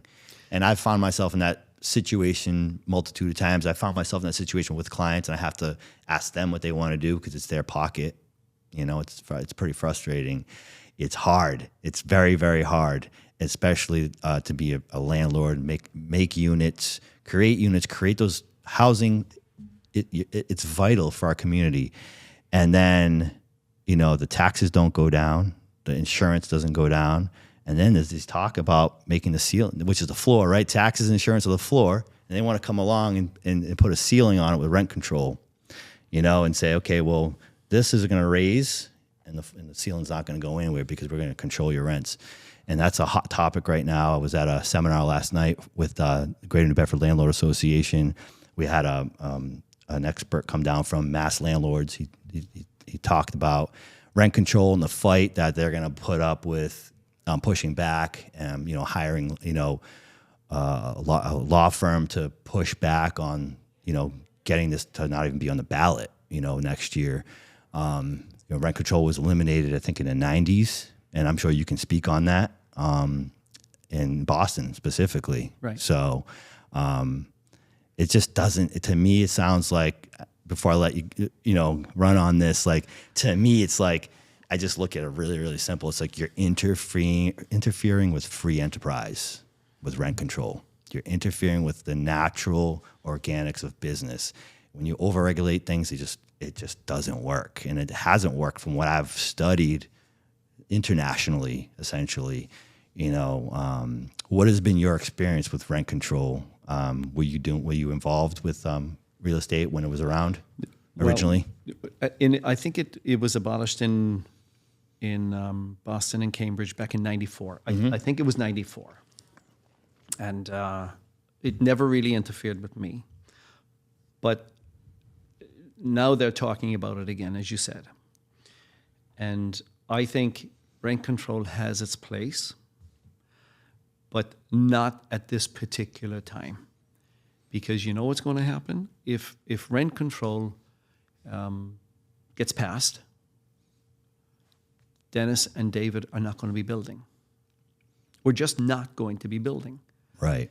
It's because, why don't they put a cap on what a 2x4 costs, or what a roll of wire costs? Right. That's the materials to build the houses that they want to put rent control on after we build it. Permit fees. So insurance while you build. It's like those costs don't stop going up. Right. Right? But once you have built and you have people in there, then they want to stop you from making money. They want to stop you from raising the rent to cover the costs. In fact, what I heard yesterday is that you can't even apply renovations to it. So for instance, you're going to turn over a unit when someone leaves. And now I'm going to go in there and put new cabinets, granite countertops. You spend $10,000, $15,000 to turn a unit. Well, that doesn't matter. You can't now raise the rent of that unit because it's a nicer unit. You can't do that because now that rent control is tied to the building, to the unit. It doesn't matter who lives there. It's when the last rent raise occurred. So essentially, you can't apply it towards. You can't say, "Well, I spent $16,000 turning this unit." It won't count towards it. The rent has to stay the same no matter what. So, effectively, what that's going to do is discourage people from improving their properties. That's right. I heard even in a Boston area that there was a rent control board where you have to argue to them that these renovations cost what they cost and they were necessary, versus that you purchased the most inexpensive flooring, the most inexpensive cabinets, so you did the minimalist possible for them to even consider. So that's where this is bringing us back to. Essentially, you're going to encourage, just low quality housing. No one's going to want. I'm a type of landlord. I got housekeeping on a rotating schedule, cleaning the hallways, painting the common spaces, the areas I can control while I have tenancy, the exterior of the building. I take pride in my properties, and if I'm going to go negative doing that, I'm going to be less inclined to do that. That's exactly right. But if you have a shortage of housing right now, I don't understand. I can't comprehend how rent control is going to help that. Because all that's going to happen is we're not going to build going forward. Right. Like you can ask the city of Boston, inspectional services in the city of Boston are down, I want to say 50% issuance of permits in the last few years. Just normal market. What I mean is there are thousands of units proposed to be built in the city of Boston, but the developers are not pulling the permits. Until this gets sorted out. Until they see what's going on with rent control, interest rates, price of, tariffs on. When would that make the ballot? Because I'm not really politically aligned with all dates and all. They're trying to get it on next year. So next year, what time? In November? Or later in the year, or early in the year? I don't know the answer to that. Okay. But I think it would be proposed in the form of the questions. Is that what it? Is that how it would be? Like when they have the question? Okay. Exactly. No, the real estate industry will be fighting hard against it. I get that. All I'm saying is, and it says it right here, the rents will be high because supply is constrained. If we had an abundance of supply, right, by all means, go ahead and put rent control on it. Exactly. Because people can move around to different apartments. Competition. Whereas right now, supply is constrained. We have right now we have a 5.5 million housing shortage in the United States. Imagine that. That's insane. We cannot keep up. No. And permits are down 50% all across the country. People are not buying. They're not buying their permits. They're not pulling the permits. Not pulling permits, right? Because the economy is kind of, where are we going with all of But it? what are you going to pull a permit for? It's really just renovations. New construction permits aren't really going to. It's just those have declined over time as well too, because especially in the Northeast, it's just very restrictive zoning. Correct. It's just that same, like, the book we were talking about earlier. It's it's exclusionary. In some cases, people say, it was a backdoor way to racially discriminate people. I'm not sure on that. But what I do know is it doesn't work, So I can see why building permits are down especially for new construction. You see other parts of the country. I think Florida has a bit of a housing surplus, which they're having a correction, especially in I think Fort Myers and Naples and Miami. But the rest of the country is way behind. It's way behind. So that's adding to less options for people, like you were touching on, and rent control is not going to help the matter at all. It's not. What is going to help, and I know you talked about this earlier, is the zoning reform. Zoning reform, right? I'm big on that. Before I even knew it was a thing. It's what's going to happen.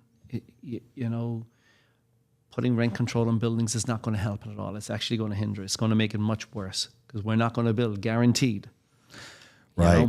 But if you come in with zoning reform, the state will have to do it versus the towns. It's right. Because the towns, obviously, they're locally influenced. So if your constituents are all mainly against it, I think some of the philosophy behind being like a city councilor or like a selectman is you first got to go with what your constituents want. Then it's like if you're torn, then it's like you go off of what's like right or wrong, and then you go off of something like that. But you always go with what your constituents want, and it's like most people do operate like that because they don't want to get the phone calls from their people, from their ward or from their area, complaining to them like you didn't do the right thing for us, even if they feel differently, even if they know better what's better for them than they even know, they're not going to do it. So you're right. It's got to start from a state level down where it's being forced to happen. It is. And God bless the people that run for office and win. They do a lot of work. And, but I just feel as a business person who has always been in the private sector, I'm looking at a lot of these publicly elected people just treading the line to get elected the next time. Right. Not to do the right thing. Right.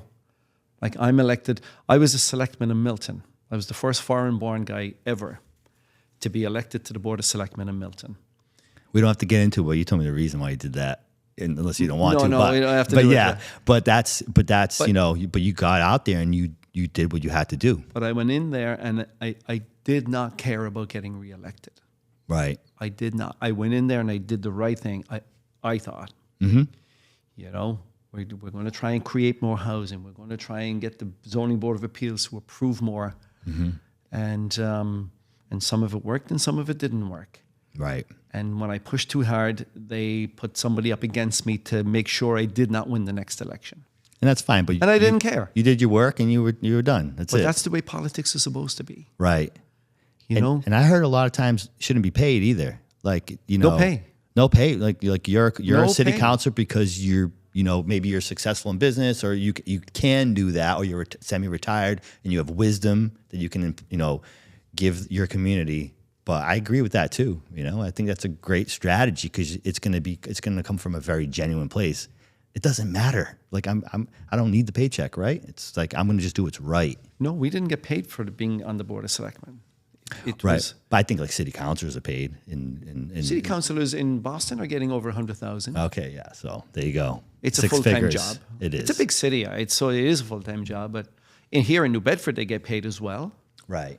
I'm not sure how much, but it is a part-time job here. Okay, right. And but I think it starts with the city councillors listening to their constituents for a little bit, and there's got to be a time when they say enough's enough. I'm looking at all of these people. The ones that are complaining are the ones that are in houses. Oh, the yeah, ones of that are course. not complaining. You don't even hear from them. You don't hear people. Well, no, they're the ones that need housing. Right. Like our children. Yeah. My 3 daughters, unless I help them, they can't afford anything, and they're 3 professionals. Well, they are afraid that this initiative for the rent control, it's got like 124,000 signatures, and they only needed like 70,000 or something like that. That's fine, David. They can get 1 million signatures. I'm just saying Denis Keohane will stop building. Right. Because now I can't make the numbers work. Right. The price of materials is still going up. The tariffs are still going up. The price of land is still going up. Denis is going to evolve like he did back before the window pane. You're going to evolve in your situation. You're going to say, well, maybe I'm not going to be a landlord anymore. Or maybe I'm not going to do this. You're going to go to some other, industry that's cooperating. Or maybe I'll become a politician and, say, you know what? I'm going to go in there and I really don't care about getting reelected. Right. But I am going to promote zoning reform. Zoning reform. Versus the likes of rent control. Because zoning reform will create housing. It will. Absolutely. Rent control does not create housing. There's no entry point in these towns. Young families can't afford it, bottom line. And the tax base is going down because of it. And you want to, if you're a landlord, and you want to make an impact, you got to reach out. I even heard this yesterday. Reach out to your own tenants and explain to them, send out a memo to all your units, let them know that, if this goes through, you think it's going to be better. It's not. It's going to discourage me from doing the above and beyond that I'm doing now to improve this environment you live in. Yeah. You think it's going to help. It's not going to help. Get aligned with mass landlords. What they're doing. They're hiring a firm to go to fight this, to litigate this. So in fact, it doesn't pass and it can never be proposed again, because that's originally what I think in '94 what it was written in, something in there in the, I don't know verbatim, but that really made it so it couldn't come back around again. So there's a lot that organization's doing, the Greater New Bedford Landlord Association, but you can reach out to your own tenants, and inform them of what's happening. It's not for the better. And of course, everyone's going to think, oh, they're a landlord, they're a developer, they want to just gouge people for rents. No, we don't. That's not what we want to do. We want to encourage commerce and competition, but you can't raise the floor and leave the ceiling in place. You're going to just push business out. It's just going to become these low budget units. That's how we can try to help for now. But it looks like it's got some good steam, and any other pain points with rent control back, you said it didn't really affect you. It didn't affect me because I just got going when it was abolished. Yeah. When it was voted out, I think in '94. Right. And but it could affect me if it comes in this time. It could. I mean, I think they're talking about it's like 5% increase or 3% or 5% of the previous year, or the CPI. I think is that the right term? It's like the index there. Which if I look at kind of how I'm raised rents traditionally, I'm basically doing that within reason. So it doesn't seem like it's horrible, but it's when I go ahead and spend $100,000 to renovate multiple units to create better units that I should market for a higher price, because you're getting more of a luxury product. I know that term gets thrown around in housing, like luxury housing. Every new building is a luxury, but yeah. So it's like you're going to discourage me from doing that. I'm just going to be like, I'm just going to paint it. and I understand. Like we'll say, people will say that you have these big institutions coming into cities and towns, buying up the land. They've got hedge fund money, they've got Wall Street money, and they're putting up hundreds of apartments. You know what? There may be a place to put rent control on buildings like those. Right. But it can't be a blanket. Like the mom and pop that owns, 2 or 3 triple deckers in New Bedford or Fall River or Taunton, and they rely on that for their they're self-employed and they rely on these few houses for their pensions when they're older. Right. And all of a sudden there's rent control in it. That's unfair. Or the guy that bought the 3-decker 30 years ago, 20 years ago for a very inexpensive price, and now it's, you know, quadrupled in value. The next person to buy that is buying a building that's got under market rents that don't that he can't raise. that don't align with the purchase price. It's a ripple effect. Yeah. But it's not creating more housing. It's not. It's hurting it. It's going to hurt it, if anything. You know, the bottom line is we need, in my opinion, as a person who's been, you know, came up from the bootstraps, zoning reform, expedited permitting, politicians that see what we see. Right. You know, we're in the trenches every day, every single day. They're not. Like, we're the ones that have to go borrow millions of dollars from banks to put up these buildings.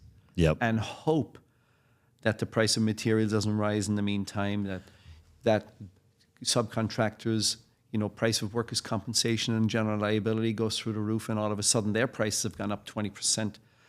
And we have to deal with all of that. Yeah. I pay for general liability insurance in my construction company just so I can play the game. Meaning, like, when something goes wrong, I pay for it to get fixed out of my pocket. I don't even put a claim in. Like, I don't even want to touch that insurance. Well, exactly right. It's like, you know, I've even said, like, can I just have a pot of money set aside for that exact instance and not have insurance? Yeah. And it's like, no, you can't. You have to have insurance. So it's like, think about that. Like, on a global level, like, I'm an insurance company and I'm saying to the state, you have to tell these people to have insurance, and then you can arbitrarily raise your rates on this thing that people have to have. That's like, I mean, I have no interest in getting in the insurance industry, but like that's crazy. That's a business model. That's amazing, but I don't have that luxury. Like, if I charge too much for what I do, people aren't going to hire me. That's it. They're just not going to hire me. It's this. They're going to go to somebody else. That's exactly right. But all the other costs keep going up. So I learned so many lessons, scrapes and bumps as being a business owner, construction and development. It's just like, you know, I have kind of like I don't want to say a negative view on it, but it's just I have a real view. You know, I talk about, like, we make $1. I've said this analogy, we make $1 as a builder. Like, there's so many people attached to that dollar, the permit fees, the insurance companies, you know, the engineers we hire, all these people that are affiliated with that $1 we're making off a project, a build, right? And we're not left with much in the end. It's like all these support businesses, you know, some of them are legitimate. I'm not saying they aren't, but, you know, again, not to toot my own horn or yours, but just like, we are the visionary people, that we're creating the opportunities, we're taking the gamble, and a lot of people are eating off that dollar. And I feel like we don't get that. We don't get the respect that we should get, you know, across the board. Well, I think we don't get the respect because they think that we are the ones that's holding driving them the down. market. No, that we're driving the market. Right. Like, I always say to people, we don't make the market. We don't make the prices for the market. Mm-hmm. The market makes the prices for us. Right. And it's all to do with supply and demand. Right. If there's a shortage of housing in New Bedford or in Attleboro, mm-hmm. and a 2-bedroom is going for $2,300, I don't put the price of $2,300 on it. We have algorithms that will say, well, everything around you is going for $2,400, and this is in lesser condition, so you're at $2,300. And that's it, done. We don't make that price. Right. The market makes it for us. Whereas if there's 10% of the units in Attleboro or New Bedford vacant, that's going to depress prices. Mm-hmm. Right. Which is sometimes what we need. Right. But to have that happen, we need zoning reform. We need more housing. We need an abundance. We need an overflow of housing. Right. Because not only will the unit prices go down, the building prices will go down of existing stock. Exactly right. So it's like it's synergistic. It's like if you build 100 new units and they're being rented for 2,000, and these existing older buildings are renting for 2,000, people are going to move over there, first of all. Right. And then eventually people are going to be less likely to buy those buildings then you got a price decrease or stabilization. And then everything corrects itself. That's just how it works. And like regulation interfering with that is just not the way to go. Something has to be done, Dave. I'll tell you, because I'm not a baby boomer. I'm the one after it. Right. X. Gen X. That's me too. Yeah. And then after us is the millennials. Right. Upon us right now are the biggest buyers in history, meaning they've the most amount of. The millennial is the biggest generation ever, Right. bigger than the baby boomers. Population-wise. Population-wise, and they're more affluent, they're more educated, and they've more money. Right. Yet they can't afford a lot of the houses because they're not there. Right. So I just don't understand why. And it's not like I'm harping on politicians, but it has to start with the politicians. Right. When you have the biggest generation of home buying generation upon us right now, and there's not enough housing, why we're not trying to fix it? We are, but they're listening to the wrong voices. Well, that's the what I'm neighbors, the NIMBYs, all that. They're just listening to the wrong But there people. has to come a time when you say, we've listened to you 3 times. Yeah. We can't listen to you a 4th You've time. given me some hope because you're like, you're closer to the capital, right? And like that, some of those things still exist. There's, more innovation is happening in New York City and Boston and Chicago, right? LA versus New Bedford or Brockton. It's just the way it is, right? Since the pyramids. And, you're up there, you got your finger on the pulse, and some of the things that I want to happen down here are already happening up there I didn't know about. So you're giving me hope because that's going to trickle to the South Coast. We always seem to be the last, but it is what it is. We're like in the corner somewhere. But I think some of that's going to make its way down here, and keep pushing with that. If you go back into politics, let me know because you got my support all day. I will. I love politics. I love local politics. I love the culture here. I've been here all of my adult life. In America, I came here when I was 21. It's all I know. I only know the American way, and I feel that someday I will have to run for politics again, based on what we were talking about today. It's a huge thing. I like your method because people have said it to me too, Dave, you should run for mayor, you should run and I'm like, listen, a lot of people wouldn't like me because I'm going to make some decisions that need to happen, and that's not why I'm not doing it, but it's just because I don't want to do it. My passion lies in design and construction. Yeah. I really have a passion for that. Not to, I guess, essentially be like a community leader, essentially. So maybe later in life, right? But right now, no. But yeah, that's what needs to happen. And someone needs to come in here and not care if they get reelected, and make the right decision, not do it for a paycheck. That's the kind of leadership we need, in our area. I mean, a lot of hurdles in front of us. Any hurdles like in your past that like you learned a lot from, like any like big mistakes you made or like roadblocks that were put in front of you that like you learned like a valuable lesson from that you like still kind of apply today? Yeah, I've made plenty of mistakes, but fortunately none of them cost me too much money. But life lessons,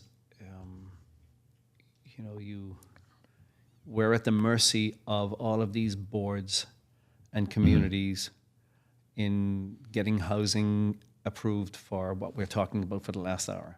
Right. And I think electing the right people to office, like I supported Mayor Menino in Boston. I supported Marty Walsh. Right. I did not support Michelle Wu because she didn't suit my agenda, Right. But it turns out that she's actually quite a good mayor. I like her. I'm glad you said that because I like her now. I was not a fan of Mitchell from New Bedford early on. Mm-hmm. And like if you do something long enough, you become good at it, right? Mm-hmm. Like even if you like you said, you're early in your career, like you didn't have a trade or a profession, but like, you figured it out. And I feel like, I've never been really a fan, but I feel like what's happening in New Bedford now, and I think when I listen to him speak, he's learned a lot in his time as a mayor. I'm not saying he's the one for us to continue with, but I've changed my opinion on it, and that's okay. And I feel like being, independent person, free thinker, two things can be true at the same time, two things can be wrong at the same, whatever, but aligning yourself politically, is important. But I forgot where you were going with that specifically. But No, I wanted to mention that. We were just talking about the mistakes that we have made, and I thought that I could do. I thought that I could sidestep communities and push it through and not meet with them and not meet with the politicians, and it came back to bite me. Came back to bite you, right? It did, and I'm talking about here in New Bedford as well. Right. I sidestepped one politician down here who will remain unnamed, and and it really came back to bite me. Came back to bite you, right? And that person went out of his way to make sure that I got rejected and it got delayed, and I was creating housing, and he didn't care. Didn't matter, right? His words were, "It is not a penny." We're just talking about like a mistake, right? That you probably wouldn't have recreate today, but it doesn't matter what the game is. The game is, you don't make the rules. That's the rules, and that's something you learn that you just have to do. You got to meet with the community. Right. You really do. And I always say, now, what I've learned over the years, and this is actually good for if there's any, up-and-coming developers and watching this or listening to this, but I'll sit down with the communities in their kitchens. I learned this from a very big developer in Braintree. I won't mention his name because he's an Irish guy. Yeah, and he was one of the biggest in the United States. Mm-hmm. And he said that there was never a project that he hid behind attorneys and architects and engineers to do his work. Right. He was the one that went out and knocked on all of the doors. Yeah. And said, "My name is so-and-so. I own this piece of land. I'm proposing this. What say you?" Right. And they'd say, "Well, first of all, we don't want it there." And he would always say, "We're not getting to a no. We're getting to a yes, or it'll be force-fed to you." Right. And it's a good lesson for communities as well to don't always be trying to get to a no, because it could be force-fed to you. Whereas if you cooperate with developers and you have a hand in designing it, perhaps. Mm-hmm. Well, I don't like these windows here because it's going to shine right into my whatever. Mm-hmm. We allow that now when we do our design. Like public comment, essentially, on that, right? We'll give them public comment, and we'll change it. We'll come back 2 or 3 times, but then we cut it off. And I'll tell them, we're cutting it off at the 4th meeting. This is it. This is it, yeah. If you're against me still, then you will be force-fed it. So that's glad you said that, because I was going to ask you, like, what, working with the local officials, like, knocking on the doors. That's something I used to do when I used to run my own construction projects. I would knock on the people, if it was in an existing neighborhood, I'd knock on the door, give them my business card and say, "Hey, I'm going to be here for the next 5-10 months. If you have any problems, call me directly. Here's my phone number." And I found that was successful. I would get some annoying calls, but for the most part, it didn't get out of control. When do you decide to turn off that Mr. Nice, nice guy, or just like the friendly side? Like, at what point? I mean, every situation is different, but like you said, at some point you have to stop. At some point, things must go forward, and I think that's a science right there alone. That balance, I will say to them, look, if you need $2,000 for your local Boys and Girls Club, if you need a new fence put around your public park in this neighborhood, I'll gladly donate the money and have it done. Right. In return, I need your cooperation with getting this project approved. Right. Fairly, within reason, right? Fairly. I'm not going to force feed you with it. Yeah. And then I will say, we never do. We never put a project into a neighborhood that doesn't actually suit the neighborhood. Mm-hmm. It always it complements the neighborhood. Of course. But it's the fear of the unknown. It's that new building anxiety. It's the building going in, and the noise it's going to create for a year. And, the old saying, you have to break an egg to make an omelet. Mm-hmm. But what I will say to people is, if you don't cooperate with me, you have the right to object and all that, I will say. Right. But if I win, you get 0 at the Zoning Board of Appeals or the Planning Boards. There'll be no fence going up. There'll be no donation to the Boys and Girls Club. You cooperate with me, I'll bring you in with the architects and engineers, and you want a bigger driveway, you want a little bit more parking or less parking. A couple of trees here to buffer or something. Exactly right. Nice rock wall here. We'll do all of that for you. For you, right? But then it has to stop. Because realistically, you're not going to get involved in a project that's highly likely not to get off the ground. So it's going to get off the ground at some point. And So nowadays, it's important for people to know that there's a high probability that no matter what you propose, it's going to get approved. right, Because of the pressure from the state to create housing. right. So try to cooperate with developers and have your input and see if they can put it in their plans what you would prefer to see, and put in your requests as well. You know, Yeah. can you put a new fence around this park down here? Can you do, because we don't expect to go into communities and build next to you and have you listening to jackhammers and whatever for 12 months. Right. Without contributing something to the community as well. Right. We expect that. Yeah, of course. But if it's all no, then we're not likely to give anything Right. and still build. Absolutely. Yeah, you and I could talk about this all day, like the development side of And things. night. It's just like, yeah, and night, right, exactly. I just wanted to ask you, Yeah, go ahead. what does a normal work day look like for you? Like I want a little bit of like just the basics, like Well, nowadays,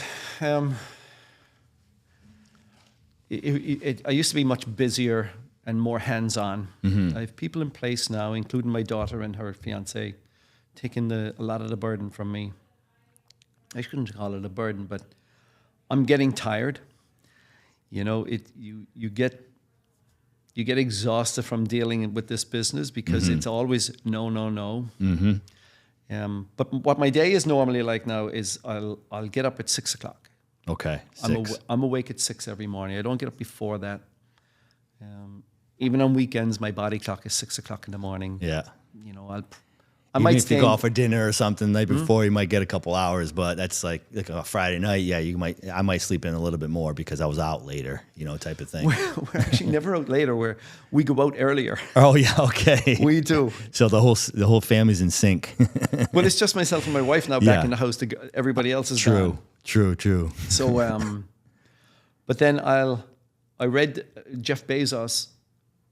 about Jeff Bezos. He used to get up and be out by 5 o'clock every morning in his garage, doing the coding and whatever. Nowadays, he said that he'll get up at 6 o'clock in the morning, but he won't leave the house till 9. That he'll hang around, have his coffee, and read his newspaper and light his fire and just. I'm doing that now. You're more of that, more slower paced in the morning. But you're still answering your phone if it rings. You're still Anytime. I'll answer emails, my all phone. that. Yeah, so you're still But I'm at home. I like to watch the ESPN highlights in the morning. right. I'm a tea drinker. I'll have maybe 1 or 2 cups of tea and make a bunch of phone calls and contact Julia and Henry and where are we Right. and then I'll say, okay, I'm heading out now, and I'll go to wherever we're building, Right. and I'll oversee it with Henry and Julia and come up with a strategy for that day. Then I'll go to the office for a few hours. Okay. In Neponset Circle in Dorchester. Okay. Yeah, I'm not really an office person, but when I go there, I'm very productive. Oh, excellent. I get a lot of stuff done. You share the office with your daughter and your son-in-law? My future son-in-law. Future son-in-law. Yep. And Any other staff? yeah, we do. We have rental people, and we have another designer in there. Okay. And then we have maintenance people out on the apartments and stuff. Gotcha. But in and out of the office, and then for the most part, I'm done by 1 or 2 o'clock, and I could be hitting the links. Oh, excellent. I'm at my kitchen table after the gym in the morning. Yeah. Because when I get to the office, there's a lot of distractions. A lot of questions. Yeah. Different. Which I encourage, but I purposely avoid the office for like the first, most of the morning. Until You're right. I get there right before lunch sometimes, and then it's like, then it's people have questions. That's great. It is what it is. But if I'm there the whole time, I almost feel like I'm just constantly being, I got to close my door, to just kind of Right. dial in on something. It's different nowadays too, Dave. I'm on WhatsApp video all the time. Okay. Yep. I could get 4 or 5 of those calls in the morning. Somebody's just calling me on video. Dennis, look, we have this. How would you handle it? Right. And I will, okay, and we'll answer it right there. Yep. Whereas before, I'd have to jump in my truck and go wherever it was. It's great, isn't it? It's just so much more efficient now. It's so much easier, and you can sign from your phone at the kitchen table. You can. I started during COVID. I was before COVID. I started like people would say, "Hey, we want to put an addition on our house, or we want to build," and I'd say I'd go out and meet with them. Now I basically it's from the computer. We just go on Google Earth and say, well, "Look at the house. Yeah, it's just we've done an addition like this before. We already know what the plans are going to cost. It's a lot more efficient. It's not 3 hours. It's like 3 to 30 minutes. We have a proposal out the door for them. That's exactly right. Now there is more sensitive projects that you do have to show up to, more sensitive situations that you got to be there. But realistically, you can't be running around for everything. You're going to go crazy. It's insane. And it's easier for us. We for this project that just got approved, they needed a traffic study done on the intersection on Granite Avenue and Hilltop Street. The city's paying for that, right? Sure they are. So contacted my traffic engineers, and they said it's $11,000 and it'll take 3 weeks to put a full study together. What, just to put that little piece of rubber across the road? It's 11. Well, exactly right. And I got the phone call in the morning from City Hall saying, Dennis, we made an error. We should have asked for this traffic study a long time ago, but we're still about to approve everything, but we really need the traffic study done. And I said, okay. So this is between my 6 and my 9 o'clock in the morning now at home. Right. Having my cup of tea. I go on ChatGPT. And I give them the details. And in 4.5 seconds, I have a 12-page traffic study. Based off the phone call that you had with the engineer. The engineer from the city of Boston. City, right. And I contacted my traffic engineers. Like your traffic engineer, I'm sorry. How much? And he said 11,000, 3 weeks. Right. And I turned around, and this is when I don't leave the house now, when I normally have to go to the office, sign a contract with the engineers, give them a deposit. Are you saying you replaced the engineer's need for hiring an engineer? 4.5 seconds it took. And we sent it into the city, and they accepted it. So I had a similar situation this morning. So this is crazy, right? So we needed a price to fire main coming into the building for a public job. So I'm like looking at the numbers we put together in the office. I'm like, they seem light. So I look at the plans. I read several notes. I read those notes into ChatGPT, like what price this with alternates and blah blah blah. And I read all the specs from the plan. And it gives me a price of like $37,000. We were like a third of that. So I'm like, and I kind of knew it should have been around 27,000. So I said, all right. Well, I called my utility guy. He didn't answer. That's why I did that with ChatGPT. And then he called me this morning, and I kind of ran it by him. And I said, I'm thinking this is what it is. And I was like, how much? Just give me a ballpark. He says, 35,000. I said, well, I had 37,000 with a little bit of help. So he confirmed what I thought, but ChatGPT did that in less than 20 seconds. Correct. I'm not saying it's always right. It's not always the right scenario, but it got me in the ballpark. And that's interesting how you did that for a traffic study. A traffic study. Based on the information you're only as good as the information you put in there, but. And I didn't even type it. I just dictated the information. Dictated the whole right thing, into it right. in 4 seconds. So that's one of the questions I typically ask is how has technology changed your career, your business? So that right there is essentially a one way it has. Right. And there's probably other things, right? That's taking away $11,000 from an engineering firm. I get that, but this is what change is about, Dave. It is, yeah. If we want to create more housing, people have to accept change. And if there's there's not that many traffic engineers, let's be honest, right? It's not like civil engineers or land surveyors, right? You have a lot more options, a lot more competition. When you only have 1 or 2 people doing something in the whole state, I'm not saying that's that many, it becomes a monopoly and they can just name their price, essentially. That's exactly right. So we have to adapt. So I like to use this term a lot, this saying it's imitate. So when when you want to be somewhere, whether it's a musician or let's just say talk about music. That's a good you want to become a musician. You typically imitate an artist that you're admire, and then eventually you emulate, which you kind of you're kind of mixing your own style into it, and then you know, but it's still kind of copying, and then eventually you innovate. You create your own style. Right. You know, which is 100% yours. It's not stolen from somebody. Is there anybody out there that you may have emulated like early on? There is. You know? I prefer not to mention his name, but he is the guy I referred to earlier. Big developer. A huge developer out of Braintree. If I mentioned the name, you would know it. He came from Ireland back in 1947. He made a couple of $1 billion, and he was the largest sole proprietor of real estate in the United States back in 1990. He never incorporated. Wow. So, but he was a guy that I would bump into here and there. Around Milton. He lived in Milton. Right. And, for some reason, he liked me, and I was just getting started. But I liked what he was about. He was a very fit person. He always exercised, and I do that every single day. I've been a martial artist all my life, and so I'm big into stretching and I'm big into cardio, and a small bit of weights just to stay a little toned, and keep my head firmly on my shoulder. So exercise, I got that from him. I'm not really a big drinker of alcohol. Right. Despite the stereotype that you will hear about Irish people, we're not all that way. Portuguese and Italians have it too. Right. I'll go out on probably 2 drinks and I'm done, no matter where I am.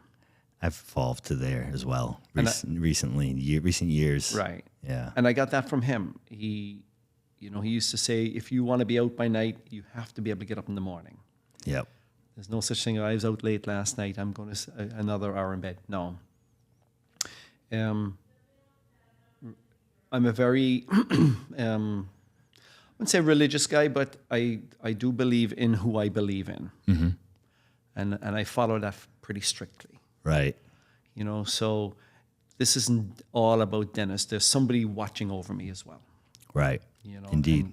And I'm not a guy to drive religion down people's throats, but these are just my beliefs. Same. I absolutely believe there's a higher being, and the universe has something laid out for us. You just have to go after it. Yep. And is that part of your emulation as well, outside of the individual we're talking about? Was he religious also? He was. Okay. So he's very religious. And then there's a statistic out there, Dave, that says that, you know, albeit I came to America with really nothing, and I don't really speak financially, but I'm financially secure with many years, and that was through sheer hard work and due diligence and watching every penny and investing properly and minding myself. But more than anything, I had a good partner in my wife. Your wife, right? You know, I'm married to the same woman all my life. Yep. We're 37 years, we're 35 years married. That's excellent. You know, they'll say that the majority of the wealthiest people in the world are married to the same person all their lives. And your mentor, I'm going to call you mentor. Was he in Married traditional? to his wife for over 60 years. Okay. Yep. Yeah. So that was kind of like your parents as well. My parents, my parents were married all their lives. Yeah. Yeah. So that's a value you pulled from him as well. Yeah. I mean, don't get me wrong. Like every marriage, we've had our ups and downs. Yeah. You know, there's no doubt about it. And I could easily be divorced as staying married, but she was just, you know, she's a good person. I can, it allowed me, by having a good partner, it allowed me to do what I'm good at. Well, that's a traditional, a wife is supportive. It's supporting cast. It's like, like not the background, but just supporting. Absolutely. And her name is on every single piece of property we own. Right. You know, and I'll just say to her, listen, we got a closing coming up on Friday, and she'll be like, what did you buy now? And I'll tell her, and she's like, oh, okay, all right. Sure. I'll be there. You know? That's great. And like your mentor, I suspect that if he wasn't successful, it would have been someone you would have enjoyed his company as a friend. It wasn't just solely, oh, wow, he's got a lot of money in the bank and I want to be like him? Well, yeah, and he was really tight, you know. Okay. So he'd have breakfast, we'll say, in Newcomb Farms in Milton, which is it's a very popular place in Milton. And it's like having breakfast in your grandmother's kitchen. Okay. There's nothing fancy about it, but everybody goes there. And you know, if the bill came to $20, he would leave $3, you know, or $2. Oh, you mean a tip? Tip. Okay, gotcha. Like he's like, well, I don't want to leave more than 10%, you know? Now, this guy had a B in front of his wealth. Right. Right? Exactly. But then when he died, I went to his funeral, and what people were saying about him was unbelievable. Like, yeah, he would leave $2 of a tip, but then he'd go back to his office and write a $1.5 million check to some charity to keep them open. Right. And his rule always was, if I ever hear back that I gave you this money, you'll never again get a penny. Wow. That's great. Never. That's deep. You know? He didn't want that. He's not part of that new age thing where people are, you know, film themselves giving a bag of cheeseburgers to a homeless person for clout. You know, it's that's great. That's great. Like he didn't want the recognition for it. No, he didn't. And she's not my aunt, but she was married. In America, you would call her your aunt, but she's married to my uncle. Right. Right. And she was a big pro-lifer. And in St. Agatha's Church, every few mornings, she'd have a bake sale to support. She was trying to raise 100,000. And she got to about 20,000, and, you know, she'd have the cookies and the baked goods at the beginning, in the entrance to the church. And this particular gentleman that I'm referring to used to go to Mass every morning before he would go to his office. All right. And came out one morning, he said, Margaret, did you get to 25,000 yet? And she's like, no, but I'm close. I'm close. And a couple of months later, he'd go back into the Mass and he'd say, Margaret, are you at 25,000? And she said, I just made it the other morning. And he says, good, I have something for you. Now, she told me this years later. Right. He went out to his car and he came back and he handed her a check for 75,000. He says, now you're at the 100,000. But he said, I wanted you to get to 25,000 first. Right. You know? He didn't want to just hand a $75,000 check, and I'm not saying she wouldn't have worked for that 25, but he wanted her to do her part. And he told her the exact same thing. If I ever hear that I gave you this, not another penny will you get. Yeah, I love that. And I love that. Yeah, I've had a lot of mentors, and when I was first kind of like paying attention to other people around me, you know, I would be like, oh, that person's successful, and I want to kind of learn more. And I would, I would do like Mentor Friday. I'd like invite people out for lunch. I'd buy them lunch, but what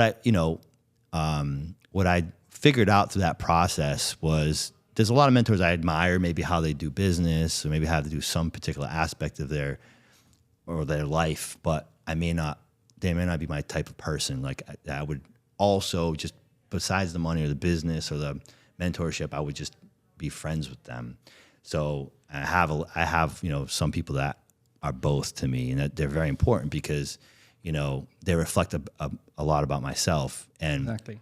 Some of the things you mentioned earlier about, you know, you gravitate towards people that are self-made, and my mentors and the people I look up to are that, you know, they're self-made. They weren't, you know, I'm not saying there's anything wrong with inheriting wealth and doing whatever, but I really have, because that's where I'm from. Where I'm at is self-made, and I admire that in other people that are maybe ahead of me, but I like their character. I don't care about that. I just care about they just, you know.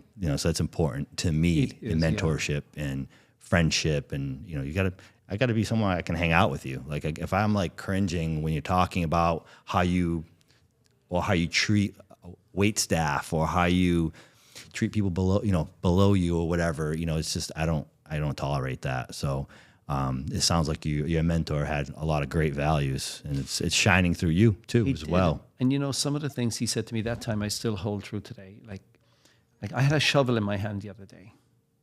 I was digging a hole. in one of these job sites that we're doing. Right. And everybody sort of stopped and looked, what? He's the boss. What? Yeah. What is he doing with a shovel in his hand? Right. But the need was there. Right. And there was nobody around, and they were looking to pour this concrete, and they needed a sonotube put in the ground, and they wouldn't dig it. Right. And I put my boots on, I put my gloves on, I dug the hole 4 feet deep. Dug the hole. Yep. And as it's a How saying many that rocks did you hit? I How many rocks did you hit? But we got it out. Good. It took me about a half an hour, and I had blisters and everything, but I didn't care. Right. And what I tell people is, I'm not above anything. Right. I may be beyond a lot of stuff, but I'm not above anything. Right. And I'll go right back to where I started if the need arises. And that's what it takes to be successful. Yeah. You know? I love that. I love hearing that, because that's definitely, I say it to new people I hire. I'm like, listen, like, you're going to do a little bit of everything. And, if you're the person that wants, doesn't like that, like, variety, like, it's not the right company for you. Because if I show up, I'll push a broom. I'll carry something. 100%. That's why I wear boots every day, and I dress kind of semi, like, in the middle, because I don't know what I'm going to do every day, but I want to be ready for anything, whether it's to sit here with you, a boardroom, a job site. It doesn't matter. Like, I've adapted my life to be any of those things. And I do notice when, I do work with the guys, it's like, the boss is working with us. They love it. They just, because it never happens. It's very rare that I'm out there with the crew. But when I am, you can tell they appreciate it. I wish I could do that with all aspects of my life. I wish I had the time to, to be everywhere. One of the things I promised myself this year, well, just kind of since the passing of my mom a couple months ago, I appreciate, when my dad passed away 20 years ago, friends showed up to my father's funeral that I didn't think were going to show up. Yeah. And people that I thought were going to show up didn't show up, and some people have, weird, immature reasons why they don't go to funerals, but I'm kind of lenient to that. But it made me think about, like, it just, it reminded me that I appreciate when people show up for you. And a lot of circles I'm in these days, the people in those circles show up for each other, which I really appreciate. And so my 16-year employee George was talking about how his son was going to have a play at his elementary school, which is the elementary school I used to go to. And I was like, when is it? And I was like, and I just thought, he'd appreciate if if I showed up for that, because it's during the working hours. It's it's not normal that I go to his kid's play, and I haven't seen him in a while. So, and I went today. This was this morning before I came here, and you could just, his son, you could tell he appreciated it so much that I was there. Yeah. As one of the little kids was like, "Is that your cousin?" And he was like, "No, that's my dad's boss." But his wife was there, and they appreciated it, and I know it meant a lot to them, and it means a lot when people show up for you. I made a point to do that, and exactly when you show up, I wish I could show up to, all my employees at all times, but it's tough to be everywhere at once. Yeah, that's a great story as far as the mentorship. And I wanted to ask you, what would your alternate career look like? Like, if it was an alter universe and just like you weren't doing what you're doing, like, what would that look like? Would you be a barber? Would you be a pilot? Would you be a race car driver? Well, yeah, I'm glad you asked that, because I've actually answered that question a number of times. I think, David, given my DNA, my mother, she just died as well a couple of years ago. Sorry.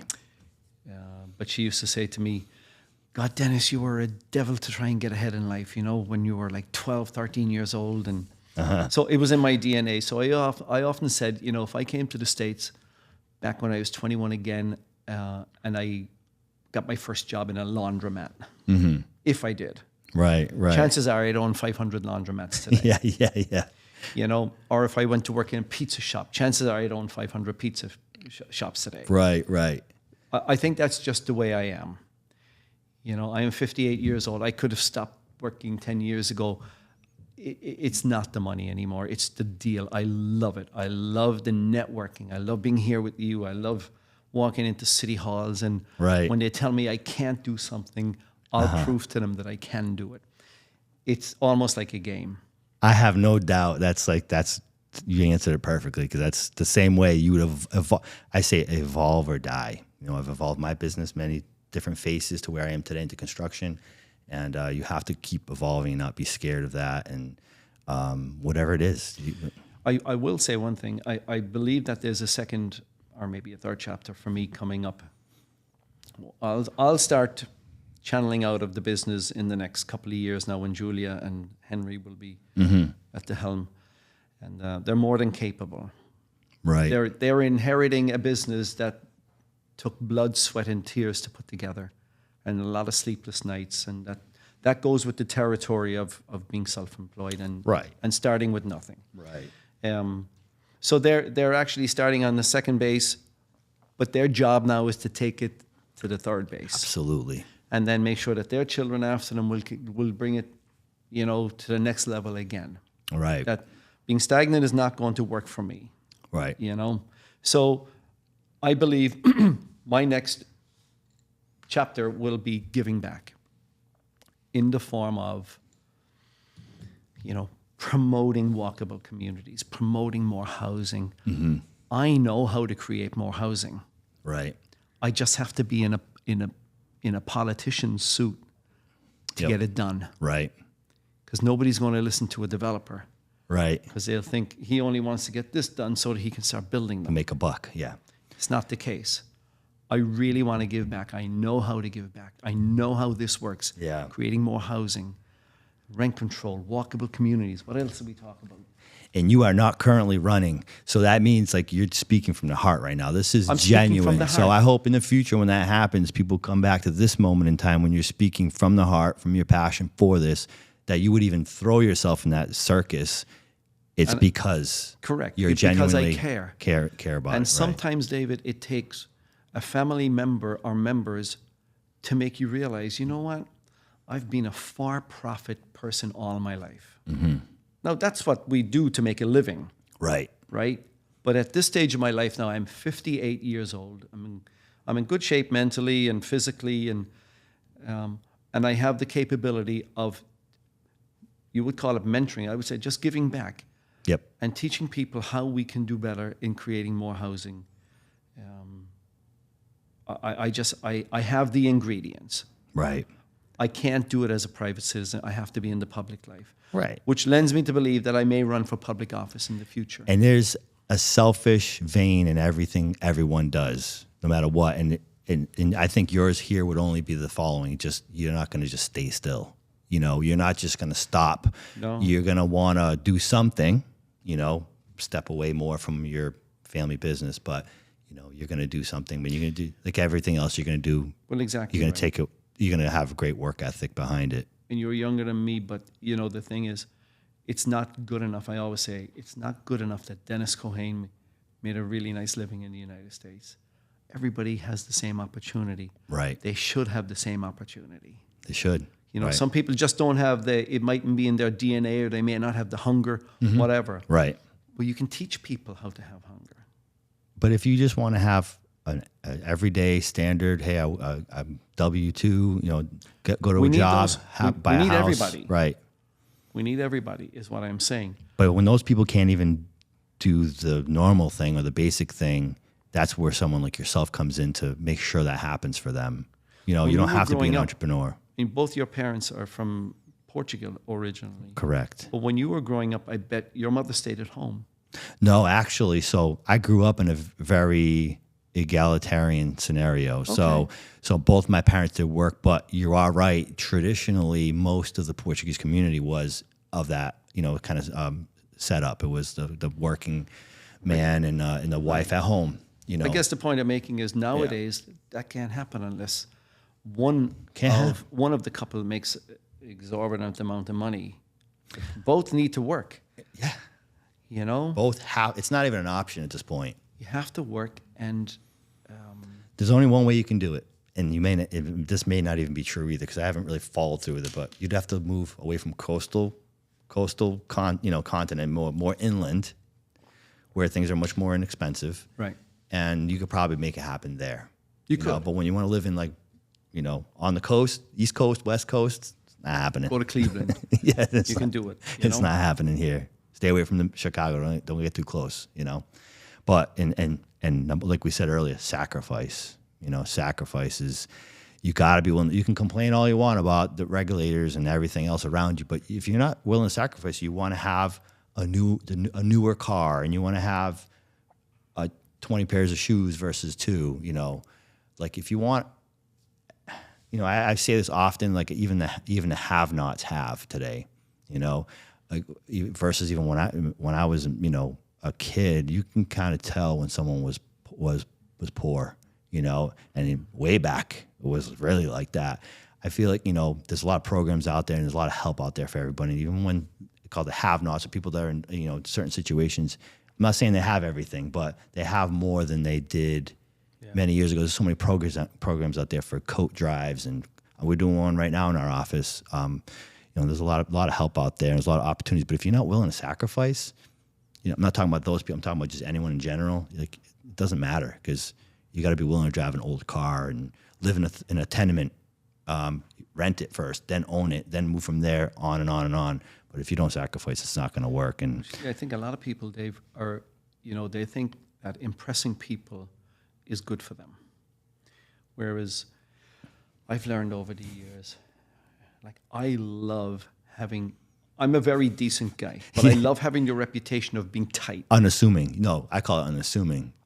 Yeah, but plus I don't flaunt money. Yeah. I'm not a guy in a bar buying rounds. I'm not that guy. Right. I'll do it secretly along the way, you know, here and there. Of course. I have my donation platform. But I don't go towards people that flaunt what they have. It makes me cringe. Most wealthy people don't do that. Most don't. You know, it's the person who may not be able to afford this particular lifestyle will dress up that way to impress people. Right. And then they're under tremendous pressure to maintain that lifestyle that they've got themselves into. And that's when you go bankrupt. Right. You know? And the bottom line is, over the years, what I've realized, and it is so, so true, nobody cares what you have. And I'm glad you said it, because I was going to say the saying I love to hear is, nobody cares, work harder. Nobody cares, work Bingo. harder. And I knew this conversation was going to be great. We definitely should do another one again. And I'd like to ask before we get out of here, if that's okay. Is there like a book that you recommend, or a podcast? I don't know if you're a podcast guy, but maybe we'll be after today.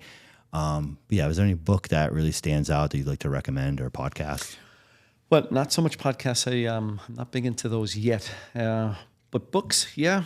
Give me 3. I got a feeling you got a bunch. Well, the one, my favorite book of all time was written by Jeffrey Archer. Okay. He's from London, and As the Crow Flies. And it is fiction, and I'm not a great reader of fiction, but a friend of mine gave me that one, and I'm after reading it 3 times. Okay. It's small, but I've there's heard a lot of of it. pages. Yeah, I've As heard the of it. Crow Flies. It's about this. Anyway, I don't want to give it away, but it's about this guy called Trumper Okay. in London, and he used to go with his grandfather with a wheelbarrow to the.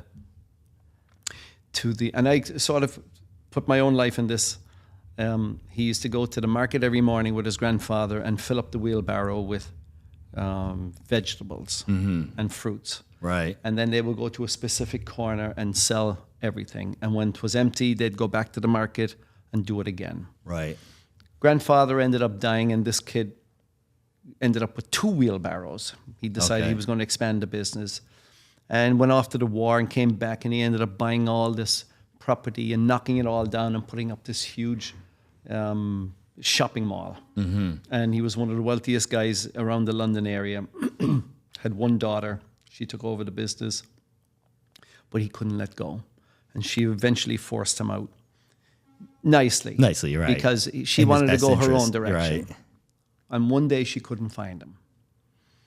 And they drove around London and they just couldn't find him. And they went back to, she said, you know what?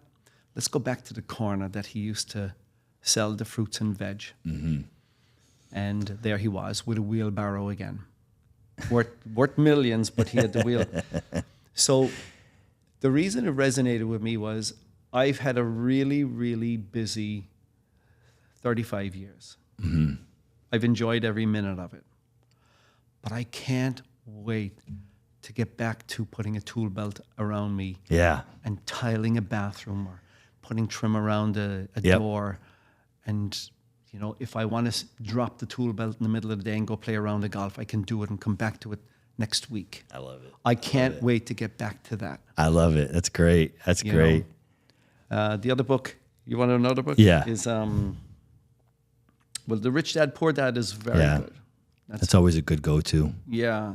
Especially for people, you know, we've heard about it a million times in what we do, but, you know, when I first heard about it, it's like the impression I got. I was like, wow, I didn't think of it that way, but I did in a way. Like I was already kind of that person in a way. Yeah. You just unlock like great books and great mentors and great people around you and information just unlocks something that's already inside you. That's exactly right. It's there.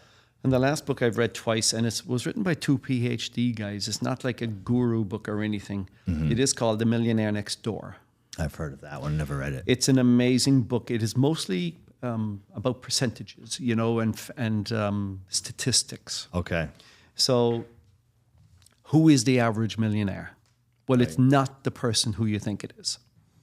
It's not the guy that lives in the big house and drives the Range Rover and has the you know, the model wife next to him, and they're going out for dinners 3 nights a week, and most likely that person has he makes a lot of money, but he has to spend it all to maintain that lifestyle.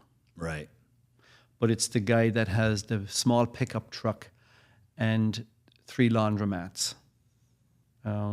He's what they call a decamillionaire. He's worth 10 million or more. Right. And they're all over the place. All over the place, right. But the last thing they want is for you to know that, that they're wealthy. And if you take 100 millionaires in the United States today, 95 of them will be the person I just described, with the little pickup truck, and he's got 2 or 3 laundromats, or he's got 2 or 3 pizza shops, and it's a big cash business, and he sent his kids to private schools. Self-made people usually will spend on two things. Number one, they'll spend heavily on education for their children, and number 2, they'll spend on vacations. Vacations, all right. When they go on vacation, they take the vacation. Yeah. When I go on vacation, I work really, really hard to this day. But when I go on vacation, we do it right. Right. You know, my wife calls me a cheapskate. Like I don't spend. But when I go on vacation, I do, because I think it's important to make memories of experiences versus things. Correct. Like you're buying new cars and new houses. They're just materialistic things. They're costing you money. Where you go with your wife and your family, or your girlfriend and your family, those are experiences. You really can't... That's going to be in your memory forever. And, you know, to build off that, it's like, if you do it right, which sounds like you have, you don't really need a vacation, right? So like I say this often, and I throw a lot of people off, especially, you know, younger people. They're like, I don't, you know, I'm just happy I don't care that it's the weekend coming. Right. You know, sometimes I'm disappointed because, you know, I love what I do every day. It's literally a blessing. And, you know, I definitely will enjoy a vacation from time to time, but there was a period in my life I went a lot more vacations, but I look at my life every day and I'm working. I'm not goofing off. But I love what I do so much that I'm not like, oh, I can't wait for vacation, or I can't wait for the weekend, or I can't wait for the holidays. Other than like I want to see my family and spend time with them. So that's I could see that. It's like more of a celebration and creating a memory. That's excellent. Yeah, exactly. Because the materialistic things, they come and go. Yeah. But the memories stay with you. Absolutely. You know, that you make. Is there anything that you wanted to talk about, you know, before we get out of here? Anything that like kind of you wanted to bring up, or any topic that was passionate to you that maybe I didn't, you know, kind of cue you on, or We talked about rent control.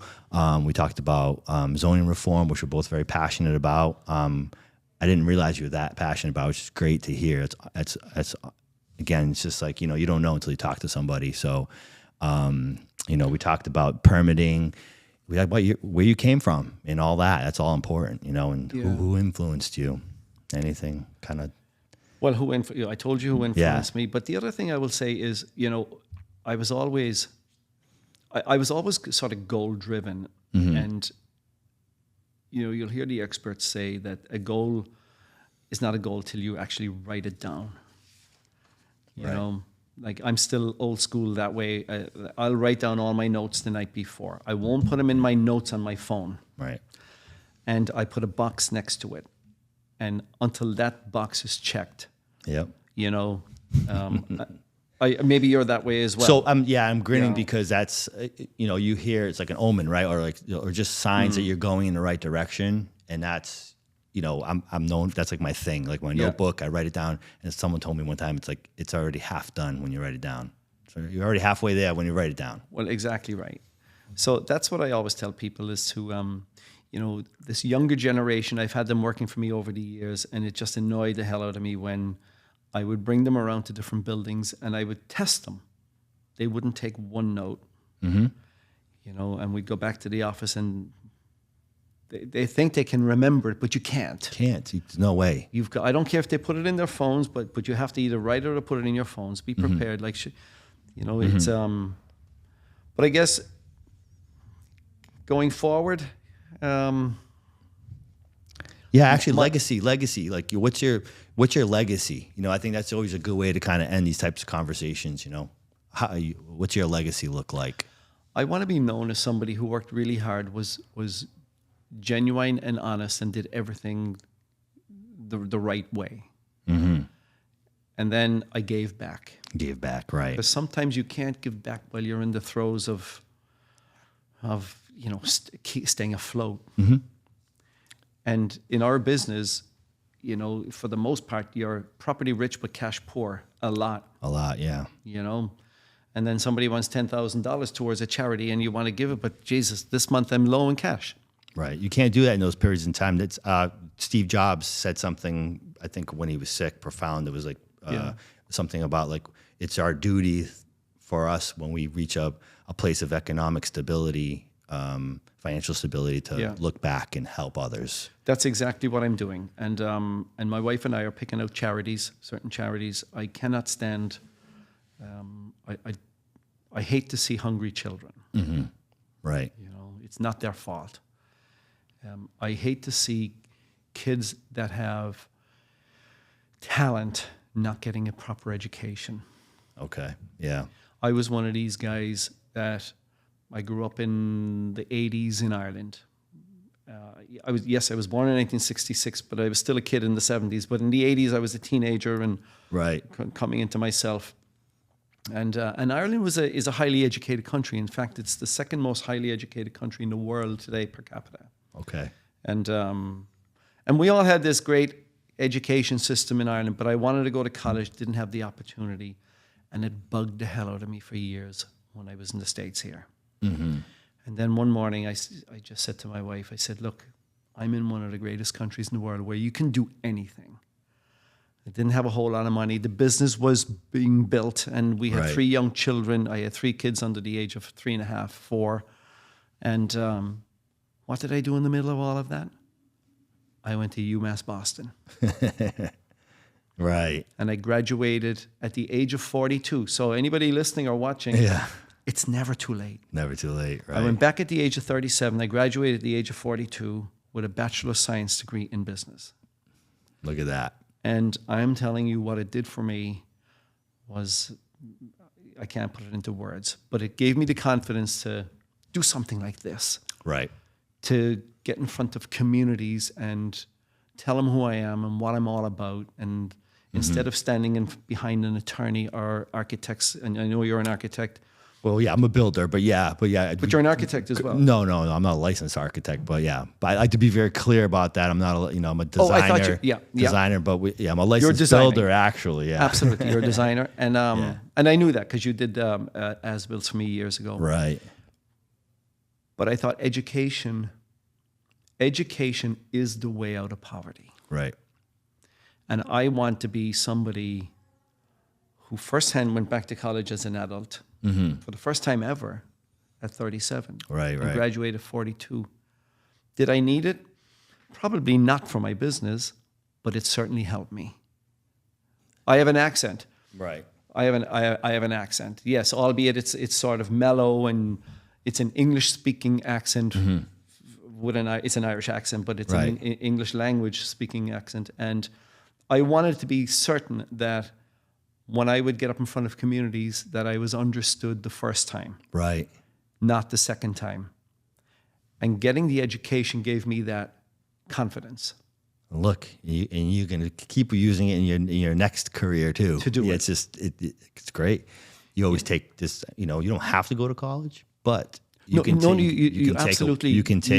absolutely do not have to go to college. But I did, and I graduated, and I there's takeaways from there that I still use in my business today. So, that's great that you it's like a bucket list for you. It sounds like it was like a bucket list, and ever since then, because I've mentored a lot of people over the years, right? And while they didn't go to college, we'll say they've taken courses to make themselves more informed about certain things that they were passionate about, right? And they've come back to me years later and said, Dennis, that course I took at Curry College or UMass Dartmouth that you advised me to take has changed everything. Right. My business is thriving. I came up with some new ideas. The person sitting next to me in the class became my biggest investor, that kind of thing. Right. So I think education is a way out. I want to be able to help. I want to be able to set up something whereby we give scholarships to people that have talent but don't have the underprivileged. I think the underprivileged kids with talent that don't have the support from their parents or their siblings to go forward. Yeah, that's why I'm part of the South Coast Business Alliance. We support at-risk youth with Star Kids and all different programs. Our money goes for at-risk youth because they're the most vulnerable, but they're our future too. So. I could go on and on about that subject. Well, my brother Peter, he lives in Dublin, and he's the principal of a huge school in Dublin, and he will say there's nothing worse than a really talented kid that's bright and getting no support from home. Yep. And that kid falls by the wayside and just becomes a statistic in life. Right. When he'll step in and he'll try and put him back on the tracks and convince the parents to listen. You got a really talented kid here. Can we do something? And more often than not, the parents will come on board. Right. And that kid turns out to be really beneficial to society. I see 3 things in your future: philanthropy, right? Yeah. Politics. Yes. And passion. You're never going to stop no matter what you're doing. And I echo that here as well. I tell my sons with the business, I'm not going anywhere. I might pull back a little bit and do some other things, but I really truly love what I do. Love the smell of the wood being cut, the dirt being turned. It's the best. We're the same. I can tell. There's nothing. Yeah, it's the best. People don't understand this unless you're in our business, but to me, progress smells like concrete being poured. Or even this, I don't love this one, but when you walk into a musty old building you're going to renovate, right? Like it smells like horrible. It smells like mold and whatever else is in there. It's that's the smell of success, Exactly. And the success is roadblocks, the no's. You said it earlier. All I ever do is get no's. You have to get comfortable in that. It's constantly no's all the time. I try to tell my employees, hey, when you come to me with a problem, just try to come to me with a couple solutions too, because you probably have the answer within you. You just weren't confident in it. You just needed to hear it from me that you got it. You already got it figured out. Go ahead now. You're good. I think we spoke about this before because because I said the same thing. I said, Yeah. you know, anybody who works for me, including all these subcontractors, like every job we do has at least 28 subcontractors, right? At least. And I say to them, you know, they'll come to me, Dennis, we have a problem. And you got to stop that. Mm-hmm. Here's how I want you to address it going forward. Yep. Dennis, we had a problem and we figured out a way to resolve it. Right. But we want to run it by you Run first. right by you. Perfect. Excellent. Yeah. So they Yeah. found the problem. They found the solution. Okay. They're being respectful because I am the boss. Do you agree with this? Yes. And they said that changed their lives. And they showed more value that way. I mean, like you probably didn't know, you wouldn't have known the value they had internally unless they did that. So they just had to be confident to bring it up to you. So, Yeah. oh man, I'm confident we could do this again for sure. We will. Yeah, I've enjoyed it. Yeah. I hope. It seems like you did, and I appreciate. I'm glad to learn more about you. I'm not surprised, you know. And you're definitely someone I would hang out with other than here, you know. So it's a great conversation. Good for 2 drinks. Yeah. Oh, all right. Same. Yeah. Absolutely. No, thank you. I mean, I think, you know, we have some challenges ahead, but that's just a sign that, you know, we're going in the right direction. And, you know, if you ever need anything, any help, I'm always here to help you. And I'm sure if I need some insight or help with anything, I'm sure you'd be there for me as well, too. So appreciate your time today. Thanks, Dave. You're welcome. Thanks.